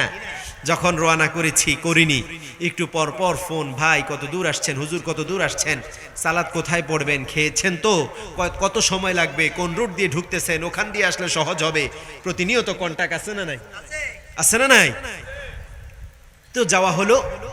দূর থেকে দেখে আল্লাহর এই সাহাবী দূত চিন্তা করলো তারা মনে হয় মুশরিক হয়ে গেছে, আমি যখন যাব মনে হয় প্রতিশোধ নেওয়ার জন্য দাঁড়িয়ে আছে। কি মুশকিলের বিষয়, সে ঘুরে চলে আসছে। ঘুরে কি করছে? ঘুরে চলে আসার পর এসে বলতেছে, ইয়া রাসূলুল্লাহ, মহা সর্বনাশ হয়ে গেছে। বনু মুস্তালিকার ওরা তো সব মুশরিক হয়ে গেছে, সবাই মুশরিক হয়ে গেছে, জাকাত দিবে তো দূরের কথা, তারা অশ্বসজ্জ নিয়ে ঘোর সওয়ার নিয়ে দেখছি যে সবাই কি দাঁড়িয়ে গেছে, বরং আমাদেরকে আরো আক্রমণ করবে। নাউজুবিল্লাহ বলেন। আল্লাহর হাবিব বলল, কি এত বড় সাহস, আমার পাঠানো দূতের উপরে, আমাদের উপরে কি করবে? অভিযান চালাবে, তারা আমাদের উপরে আক্রমণ করবে। খালিদ ইবনুল ওয়ালিদের নেতৃত্বে 1000 সৈন্য নিয়ে আল্লাহর হাবিব বলল, সকল কিছু রেডি করো, আমরা আক্রমণ করব। আল্লাহু আকবার! চিন্তা করতে পারেন আল্লাহর হাবিবের সেন্টিমেন্ট কেমন ছিল। তিনার কথা হচ্ছে মুশরিকরা আমাদের প্রতি আক্রমণ করবে, আর আমরা কি বসে বসে আঙ্গুল চুষবো নাকি? সুবহানাল্লাহ বলেন। আজকে জালিমরা আমাদের প্রতি জুলুম করবে, আর আমরা শুধুমাত্র পিছু হটবো নাকি? আমরাও রুখে দিব। আল্লাহ কবুল করেন, পড়েন আমিন। আর নয়, এখন আমরা রুখে দেওয়ার সময় এসেছে, ঠিক কিনা? আল্লাহর হাবিব যখন এভাবে সকল কিছু ব্যবস্থা করে ফেলছেন, আল্লাহ দেখলেন আমার হাবিব তো খুব সিরিয়াস হয়ে গেছে, সাথে সাথে আল্লাহ আয়াত নাজিল করে দিয়েছে। সুবহানাল্লাহ বলেন। এবার রব বললেন, নবিয়া আইয়ুহাল্লাযীনা আমানু ইন জাআকুম ফাসিকুম বিনাবাইন ফাতাবায়ানু আন তুসিবু কওমান বিজাহালাতিন ফাতুসবিহু আলা মা ফাআলতুম নাদিমিন। পড়েন আল্লাহু আকবার। বললেন, হে মুমিনেরা, তোমরা যখন কোনো ফাসিক, যখন কোনো মিথ্যাবাদী, যখন কোনো জাহেল তোমাদের কাছে খবর নিয়ে আসে, তখন তোমরা ফাতাবায়ানু, এই খবরটা তোমরা একটু যাচাই বাছাই করো, খবরটা অথেন্টিক কিনা নাকি গুজব। ফেসবুকে দিয়ে দিয়েছে, কোনো যাচাই বাছাই না করে সাথে সাথে শেয়ার মারো, আছে না নাই? কোনো একটা কিছু হয়েছে দুদেশ শেয়ার, এভাবে আস্তে ছড়িয়ে যায় কি যায় না? মুমিন কখনো এই কাজ করতে পারে? টকশোতে দেখি সেকুলাররা বসে বসে, এখন তো অনেক ফটোকার্ড বানানো হয়, বিভিন্ন ধরনের নিউজ বানানো হয়, বিভিন্ন ধরনের মানুষের ছবি দিয়ে কি করা হয়, বানানো হয়। তারা ওখান থেকে রেফারেন্স নিয়ে যায়। কোনো নিউজ চ্যানেল, কোনো পত্রিকা থেকে কোনো রেফারেন্স নেওয়া হয়, পরে দিয়ে ধরা খায় টকশোতে গিয়ে। কি হয়? লজ্জিত হয়। মুমিন কখনো কি হবে না, এরকম যাচাই বাছাই ছাড়া কোনো খবর গ্রহণ করবে। বললেন, ফাতাবায়ানু আন তুসিবু কওমান বিজাহালা ফাতুসবিহু আলা মা ফাআলতুম নাদিমিন। রব বললেন, গোলামেরা শোনো, যদি তোমরা নিজেদের মধ্যে আবার ঝামেলা শুরু করে দাও, যাচাই বাছাই ছাড়া যদি খবর প্রচার শুরু করে দাও, যাচাই বাছাই ছাড়া যদি দ্বন্দ্বে লিপ্ত হয়ে যাও, যাচাই বাছাই ছাড়া যদি কাজ শুরু করে দাও, তাহলে তোমরা তোমাদের কৃতকর্মের কারণে লজ্জিত হতে পারো। লজ্জিত হতে পারো। ঠিকই তো, যদি আমরা মুসলিম হয়ে আরেক মুসলিম ভাইদের প্রতি বিদ্বেষ রেখে মিস ইনফরমেশনের কারণে আমরা যদি কি শুরু করে দেই, মারামারি লাগিয়ে দেই, বুলিং, ট্যাগিং, ফেসবুকে এই দল লিখতেছে আবার এই দল লিখতেছে, এই দল ওই দলকে কাদা মারতেছে, আবার এই দল ওই দলকে কাদা মারতেছে, আছে না নাই? আছে। তো এরকম যদি করি, পরিশেষে আমাদের ফলাফল হবে আমরা নিজেরা লজ্জিত হব। হুকুম কার? বলেছেন কে? বলল খবরদার নবী আপনি এটা করিয়েন না, কারণ এটা করলে আপনারা লজ্জিত হতে হবে। কারণ যাদের বিরুদ্ধে আপনি অভিযান পাঠাবেন, অভিযান প্রেরণ করবেন, তারা আসলে মুশরিক নয়, তারা হচ্ছে মুমিন। সুবহানাল্লাহ বলেন। না জেনে ভুল করে কি করছে, দেখে উল্টা দিকে দৌড়, এরকম আছে না নাই? এখন যে দাঁড়িয়ে আছে সে তো আপনাকে কি করতে পারে, ইস্তেকবালও করতে পারে। ওই যে রাতের শেষ রাতের ঘটনা জানেন না? ইমাম সাহেব বের হয়েছে কি করতে, তিনি উজু করতেছে, তিনি তাহাজ্জুদের সালাত আদায় করবে। চোর তার কাজ সেরে এখন কি করতেছে, উজু করতেছে, পরিষ্কার হচ্ছে নাকি পরিচ্ছন্ন হচ্ছে। চোরে চিন্তা করতেছে আমার মতোই মনে আরেকজন কাজটা শেষ করে এখন উজু করতেছে। আর ইমাম সাহেব চিন্তা করতেছে, আরে আল্লাহর কোন গোলাম যেন হৃদয়ে কত কষ্ট নিয়ে এই কোন শীতের মধ্যে ঠান্ডা পানি দিয়ে উজু করতেছে, আল্লাহর সামনে দাঁড়াবে। সুবহানাল্লাহ বলেন। মুমিন আর যারা মুমিন না, এদের মধ্যে তফাৎ এমন, মুমিন সকল কিছু পজিটিভলি ভাবে। সুবহানাল্লাহ বলেন। আর যেগুলো মুমিন না, যার সাথে কোরআন নাই, যার সাথে হাদিস নাই, যার সাথে আল্লাহর সম্পর্ক কম, তারা পজিটিভলি ভাবতে পারে না। 4 নাম্বার, আল্লাহর হাবিব আল্লাহ সুবহানাহু ওয়া তাআলা বললেন, খবরদার আমার মুমিন অন্য কাউকে নিয়ে কখনো ঠাট্টা বিদ্রুপ করতে পারে। আমরা এক ভাই আরেক ভাইকে কখনো কোনো বিষয় নিয়ে ঠাট্টা বিদ্রুপ করব নাকি? একজন আরেকজনের নাম নিয়ে ঠাট্টা বিদ্রুপ, শরীরের আকৃতি নিয়ে ঠাট্টা বিদ্রুপ আছে না নাই? আছে না নাই? আপনার নাকটা একটু বোচা, মানে একটু চ্যাপটা, বলে কিরে নাক বোচা, বলে কিনা? কিরে সাকমা, বলে কিনা? চোখগুলো একটু যদি একটু জাপানিজ স্টাইলে হয়, কিরে তোর বাড়ি কি খাগড়াছড়ি নাকি, বলে কিনা? রাগ করলেন আপনারা? কেউ যদি একটু বেশি চিকনা হয়, কয় কিরে ক্যাঙ্গারু, বলে কিনা? বলে কিনা? কিরে সিকু, বলে কিনা? নাম হচ্ছে আব্দুল কুদ্দুস, কত সুন্দর নাম। কয় কিরে কুদ্দুসা, খবর কি, বলে কিনা? না বানিয়ে বললাম? আল্লাহর হাবিবের এক সাহাবী, নাম হচ্ছে কি নাম? আব্দুল্লাহ ইবনে মাসউদ। পড়েন রাদিয়াল্লাহু আনহু। আব্দুল্লাহ ইবনে মাসউদ পাগুলো খুব চিকন ছিল। কি ছিল? পাগুলো খুব চিকন ছিল। খেজুর গাছে উঠেছে, খেজুর পাড়বে। কিছু সাহাবী মশকরা করতেছে, বিদ্রুপ করছে। আল্লাহর হাবিব পাশ দিয়ে যাচ্ছে আর বলছে, দেখেন ইয়া রাসূলুল্লাহ, দেখেন আব্দুল্লাহ ইবনে মাসউদের পাগুলো কত চিকন। রসিকতা করতেছে। কি করতেছে? রসিকতা করছে।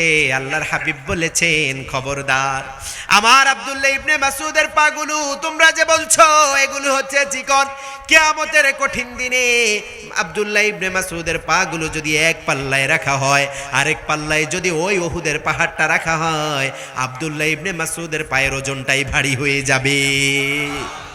সুতরাং কারো আকৃতি নিয়ে, কারো নাম নিয়ে, শরীরের অঙ্গ গঠন নিয়ে, কারো দারিদ্রতা নিয়ে, কারো অবস্থান নিয়ে, কারো বংশ পরিচয় নিয়ে কখনো কোনো বিদ্রুপ করা যাবে? হুকুমকার। মুমিন কখনো এগুলো করতে পারে না, কারণ যে দারিদ্র, তাকে দারিদ্র করেছেন কে?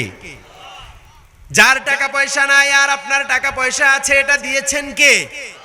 আপনাকে সৌন্দর্য দিয়েছেন, আপনার সুন্দর ফর্সা কালার, ফেসটাও অনেক সৌন্দর্য দিয়েছেন কে?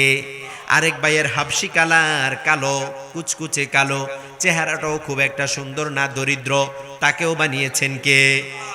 তার মানে এসব নিয়ে আমরা কোনো বিদ্রুপ করতে পারবো? সে আল্লাহ বললেন, গোলামিয়া ইয়া আইয়ুহাল্লাযীনা আমানু লা ইয়াসখার কওমুম মিন কওমিন আসা আন ইয়াকুনু খায়রাম মিনহুম ওয়ালা নিসাউম মিন নিসাইন আসা আন ইয়াকুন। রব বললেন, গোলাম একজন আরেকজনের সাথে কম্পেয়ার করবা না, কে কার চেয়ে বড়, কে কার চেয়ে উত্তম, কার সৌন্দর্য কার চেয়ে বেশি, কারণ আল্লাহর কাছে সকলে একরকম কিনা?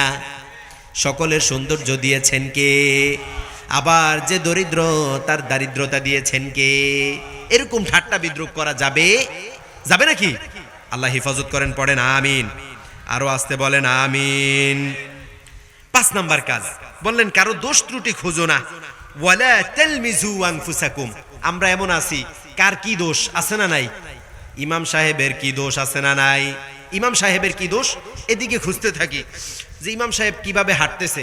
বলে হুজুর আপনার সকল কিছুই ঠিক আছে, কিন্তু কেমনে জানি হাঁটেন, এটা আমার ভাল লাগে না। এরকম আছে না নাই? যখন কোনো দোষ আর ধরতে পারে না, তখন ইমাম সাহেবের হাঁটার দোষ আছে না নাই? আজকে হুজুরগো দোষের অভাব নাই, যেদিকে যাবে দোষ। বলে আপনাকে হুজুরগো ভিতরে তো ঠিক নাই, নাউজুবিল্লাহ বলেন। এরকম অনেক ডাকাত আছে না নাই? বলে কি বলে না, আপনারা তো হুজুররাই কি নাই, হুজুররাই মিল নাই। বলে চিন্তা করা যায়, অথচ হুজুররা নাকি মিল নাই। হুজুরও ফজর পড়ে, এই হুজুরও ফজর পড়ে, ওই হুজুরও ফজর পড়ে, এই হুজুরও সিয়াম রাখে, ওই হুজুরও সিয়াম রাখে, এই হুজুরও দিন কায়েমের আন্দোলন করে, ওই হুজুরও দিন কায়েমের আন্দোলন করে, কিন্তু আপনাদের মধ্যে কোনো মিল আছে নাকি? আল্লাহ হেফাজত করুন, পড়েন আমিন। এরপর বললেন, ওয়ালা ইয়াক্তাব বা'দুকুম বা'দা, খবরদার একজন আরেকজনের গীবত করো না, একজন আরেকজনকে নিয়ে ঠাট্টা বিদ্রুপ করো না, দোষ ত্রুটি খোঁজো না। ওই যে আমি যেটা বললাম, দোষ ত্রুটি খোঁজা, কারো কোনো দোষ না পেলে এটা আপনার দোষ। হুজুরগো যেই দোষের কথা বললাম, দোষের অভাব নাই। হুজুর গাছকে অবস্থা হয়েছে গাধাওয়ালার মতো। গাধাওয়ালার গল্পটা হচ্ছে, এক গাধাওয়ালা পরিবার স্ত্রী সন্তান নিয়ে যাচ্ছে, গাধাটাকে হাঁটিয়ে নিয়ে যাচ্ছে।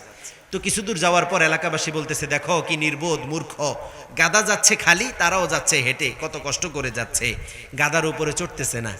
এটা চিন্তা করে, এটা শুনে গাধার মালিক চিন্তা করলো, কথা তো ঠিক, তাহলে আমি গাধার উপরে উঠি, মানুষ আর কিছু বলবে না। গাধার উপরে উঠে এখন হেঁটে হেঁটে যাচ্ছে, স্ত্রী সন্তান গাধার দড়ি ধরে যাচ্ছে। কিছু দূর যাওয়ার পরে বলে যে, দেখো কতটা নিষ্ঠুর পুরুষ, স্ত্রী সন্তান হেঁটে হেঁটে যাচ্ছে আর সে গাধার উপরে নবাবের মতো যাচ্ছে। পুরুষ চিন্তা করলো, আহারে মহা মুশকিলে তো পড়লাম। আমি নামি, স্ত্রীকে উঠালো। স্ত্রীকে উঠানোর পর এবার যাচ্ছে, কিছু দূর যাওয়ার পর গ্রামবাসী বলতেছে, দেখো কতটা বেয়াদব মহিলা, স্বামী যাচ্ছে হেঁটে, সে গাধার উপর বসে আছে। একটু দূর যাওয়ার পর চিন্তা করলো, না ঠিক আছে, সবাই মিলে উঠি, মানুষ যেহেতু এত কিছু বলে, সবাই মিলে উঠে যাচ্ছে। কিছু দূর যাওয়ার পর গ্রামবাসী বলতেছে, দেখছো পৃথিবীতে নিষ্ঠুর মানুষ দেখছি, এদের মতো নিষ্ঠুর নাই। সবাই মিলে একটা গাধার উপরে উঠছে, দোষ আছে না নাই? আজকে হুজুরগো অবস্থা এমন, দৌড়ে হাঁটলে বলে হুজুরের মনে ওয়াশরুমে যেতে হবে, আস্তে হাঁটলে বলে মনে হয় যে কোন বাড়িতে দাওয়াত খেয়ে আসছে, পেটটা ভারী, আছে না নাই? যা কিছু বলতে পারলাম, যা কিছু বলতে পারিনি, আল্লাহ আমাদের সকলকে আমল করার তৌফিক দান করেন। শ্রমিক ভাইদের ব্যাপারে বলবো, আল্লাহর হাবিব বলেছে, আল্লাহ বলেছে, ঘাম শুকানোর আগে শ্রমিকের পারিশ্রমিক দিয়ে দাও। সুবহানাল্লাহ বলেন, কি দিয়ে দাও? পারিশ্রমিক দিয়ে দাও। আল্লাহ আমাদের শ্রমিক ভাইদেরকে কবুল করুন।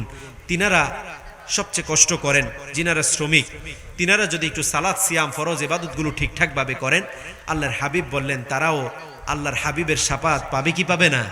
পাবে কি না? অন্যের আগে জান্নাতে যাওয়ার সুযোগ আছে না নাই? আল্লাহ কবুল করেন, পড়েন আমিন। রব্বানা লা তুযিগ কুলুবানা বা'দা ইয হাদাইতানা ওয়া হাব লানা মিন লাদুনকা রাহমা ইন্নাকা আনতাল ওয়াহ্হাব। ও জান্নাতের মালিক, জাহান্নামের মালিক, আমরা জান্নাত চাই, জাহান্নাম থেকে পানাহ চাই। অসুস্থ রাখার মালিক, অসুস্থ করে দেওয়ার মালিক, আমরা সুস্থতা চাই, অসুস্থতা থেকে আপনার কাছে পানাহ চাই। ওগো আমাদের রব, ওগো আমাদের প্রিয় রব, আমাদের জীবনে যত দুঃখ দুর্দশা আছে, যত হতাশা আছে, অসুস্থতা আছে, মেহেরবানি করে আপনার গায়বী খাজিনা থেকে সব থেকে আমাদেরকে উত্তরণের ব্যবস্থা করে দেন। ওগো আমাদের রব, ওগো আমাদের প্রিয় রব, আমাদের যত প্রয়োজনীয়তা আছে, যা আমরা দেখতে পাচ্ছি, যা আমরা দেখতে পাচ্ছি না, মেহেরবানি করে আল্লাহ আপনি কবুল করে নেন। ওগো আমাদের রব, আপনি মেহেরবানি করে আমাদের জীবনের গুনাহগুলো ক্ষমা করে দেন। আমরা যারা হাত তুলেছি, পর্দার আড়াল থেকে অনেক মায়েরা হাত তুলেছে, অনেক স্নেহের বোনেরা হাত তুলেছে, দাড়ি পাকা মুরব্বীরা হাত তুলেছে, স্নেহের কচিকাচারা হাত তুলেছে। যাকে আপনার পছন্দ হয়, যার হাতকে আপনার খুব ভালো লাগে, যে আপনার ওলি হয়েছে, যে আপনার সন্তুষ্টি অর্জন করেছে, তাকে কেন্দ্র করে রব আমাদের জীবনের সকল গুনাহগুলো মাফ করে দেয়। হে আমাদের রব, আপনার কাছে বিশেষ ফরিয়াদ আল্লাহ, আমরা যারা হাত তুলেছি, যারা আমরা আপনার কাছে আমিন আমিন বলছি, এই মাজলিসে যারা উপস্থিত আছি, আল্লাহ তুলাবা উলামা যারাই আছি, আমাদের মধ্য থেকে এমন অনেকে আছে, এমন অনেকে আছে রব, আমাদের মধ্য থেকে এমন অনেকে আছে যার কলিজার টুকরা বাবা এই দুনিয়ায় নাই। এমন অনেকে আছে যার কলিজার টুকরা মা নাই, অন্ধকার কবরে শুয়ে আছে। বাড়ির পাশে কবর, বাবা মার খবর নেওয়া যায় না। বাড়ির পাশে কবর, বাবা মা কোন হালতে আছে জানা যায় না। আপনার কাছে বিশেষ ফরিয়াদ আল্লাহ, আমাদের যাদের পিতামাতা চলে গেছে, মেহেরবানি করে তাদের কবরটাকে আপনি আলোকিত করে দেন, ছোট্ট ঘর প্রশস্ত করে দেন রব। পোকামাকড়ের ঘর, পোকামাকড়ের ঘর শান্তির ব্যবস্থা করে দেন। ওগো আমাদের রব, আপনি মেহেরবানি করে আমাদের পিতামাতাকে মাফ করে দেন। ছোট্টবেলায় যতটা সোহাগে, যতটা আদরে বড় করেছে, ওয়াকফিদ লাহুমা জানাহাল যুল্লি মিনার রাহমা ওয়া কুর রাব্বিরহামহুমা কামা রাব্বায়ানি সাগীরা। ওগো আমাদের রব, ওগো আমাদের রব, আপনার কাছে বিশেষ ফরিয়াদ আল্লাহ, আমাদের মধ্য থেকে যারাই চলে গিয়েছে আপনি ক্ষমা করে দেন। দুনিয়ার কোনো ভুলের কারণে যদি আযাবগ্রস্ত হয়ে থাকে, দুনিয়ার কোনো গুনাহের কারণে যদি গুনাহকারী হয়ে থাকে, কিয়ামত পর্যন্ত তাদের গুনাহগুলো ক্ষমা করে দিয়ে নাজাতের ফায়সালা করে দেন। ওগো আমাদের রব, আপনার কাছে বিশেষ ফরিয়াদ, আপনার এক গোলাম মনির ভাই নামে যে ব্যক্তি এর ক্যাশিয়ার ছিল, আল্লাহ দীর্ঘদিন দায়িত্ব পালন করেছে। আমরা তো জানি না আপনার গোলাম কেমন আছে, কেমন ছিল, আপনি ভালো জানেন। দুনিয়ার কোনো ভুলের কারণে যদি আযাবগ্রস্ত হয়ে থাকে, আপনার এই গোলামকে আপনি মাফ করে দেন। ওগো আমাদের রব, আপনার এই গোলামের জন্য, যেহেতু আপনার অনেক গোলাম তার জন্য আরজি করেছে, অনেকে যেহেতু বলেছে হুজুর তার জন্য একটু দোয়া করেন, তার মানে আমার সেই ভাই, আপনার সেই গোলাম ভালো ছিল। ওগো আমাদের রব, দুনিয়ার কোনো অন্যায়ের কারণে যদি আযাবগ্রস্ত হয়ে থাকে, মেহেরবানি করে ক্ষমা করে দিয়ে তাকে আপনার সুন্দর জান্নাতের মেহমান হিসাবে কবুল করে নেন। ওগো আমাদের রব, আমাদের যাদের পিতা মাতা বেঁচে আছে, সুস্থতার সাথে হায়াত দারাজ করে দেন।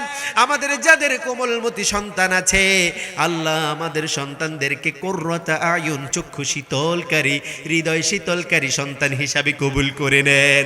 আমাদের স্ত্রীদেরকে আমাদের জন্য চক্ষু শীতলকারিণী, হৃদয় শীতলকারিণী স্ত্রী হিসাবে কবুল করে নেন।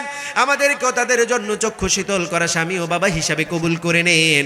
ওগো আমাদের রব, আমাদের যাদের পিতামাতা বেঁচে আছে, সুস্থতার সাথে হায়াত দারাজ করে দেন। আপনার যে সকল ঘরগুলোতে, ওগো আমাদের রব, যে সকল ঘরগুলোতে আল্লাহ ভাঙনে ভরা, ফাটলে ভরা, অশান্তিতে ভরা, সেই ঘরগুলোতে সুকুনের বাড়ির শান্তির বৃষ্টি দিয়ে আপনি ভিজিয়ে দেন। এই রাষ্ট্র এবং সমাজকে আপনি কবুল করে নেন। এই দেশ ও জাতিকে আপনি হেফাজত করেন। বৈদেশিক শকুনগুলো থেকে আমার সোনার বাংলাকে হেফাজত করেন আল্লাহ। ওগো আমাদের রব, আমরা চাই এই সুন্দর সমাজ বিনির্মাণের জন্য কোরআনের রাজ কায়েম হোক। মেহেরবানি করে আল্লাহ এই সমাজকে কোরআনের জন্য কবুল করে নেন। আল্লাহুম্মা রযুকনি শাহাদাতান ফি সাবিলিক ওয়াজআল মাউতি ফি বালাদি রাসূলিক ওয়াজআল মাউতি ফি বালাদি রাসূলিক। আমাদের রব, শাহাদাতের মৃত্যু দিয়েন। আপনার হাবিব যে নগরীতে ঘুমিয়ে আছে, সেই নগরীতে আমাদেরকে মৃত্যুটা দিয়েন। সারাটা জীবন আপনার কাছে একটাই ফরিয়াদ আল্লাহ, আপনার ঘর যারা যাইতে পেরেছি তাদেরকে আবার যাওয়ার তৌফিক দেন। যারা যাইতে পারি নাই, হৃদয়ের বাসনা, হৃদয়ের তৃষ্ণা, হৃদয়ের পিপাসা, আপনার ঘরটা একটু সচক্ষে দেখব, আপনার ঘরটা একটু তাওয়াফ করব, সপরিবারে যাওয়ার জন্য আপনি কবুল ও মঞ্জুর করে নেন। যা কিছু চাইতে পেরেছি আল্লাহ, যা কিছু চাইতে পারিনি কবুল করে নেন। সর্বশেষ ফরিয়াদ আল্লাহ, এই সুন্দর আয়োজন যেই যুবক ভাইয়েরা করেছে, যেই শ্রমিক ভাইয়েরা করেছে, অর্থ দিয়েছে, সামনের সারিতে থেকে যারা নেতৃত্ব দিয়েছে, এই সকল যুবকদেরকে আপনি তাদের দলভুক্ত করে নেন, তাদের অন্তর্ভুক্ত করে নেন কিয়ামতের কঠিন দিনে, যাদের ব্যাপারে আপনি বলেছেন কোনো সাহায্যকারী থাকবে না, কিন্তু আপনি রব এমন সাহায্য করবেন, আপনার আরশের ছায়াতে আপনি ছায়া দিয়ে দেন। ওগো আমাদের রব, এই সকল যুবকদেরকে আপনি আপনার প্রিয় যুবক হিসাবে কবুল করে নেন, আমাদের ইবাদতগুলো আপনি কবুল করে নেন, মুসল্লিন হিসাবে কবুল করে নেন, যা কিছু বলতে পেরেছি, যা কিছু বলতে পারিনি কবুল করে নেন। সুবহানা রাব্বিকা রাব্বিল ইজ্জাতি আম্মা ইয়াসিফুন ওয়া সালামুন আলাল মুরসালিন ওয়ারহামনা মাআহুম বিরহমাতিকা ইয়া আরহামার রাহিমিন। সাল্লি আলা নবিয়িনা মুহাম্মদ।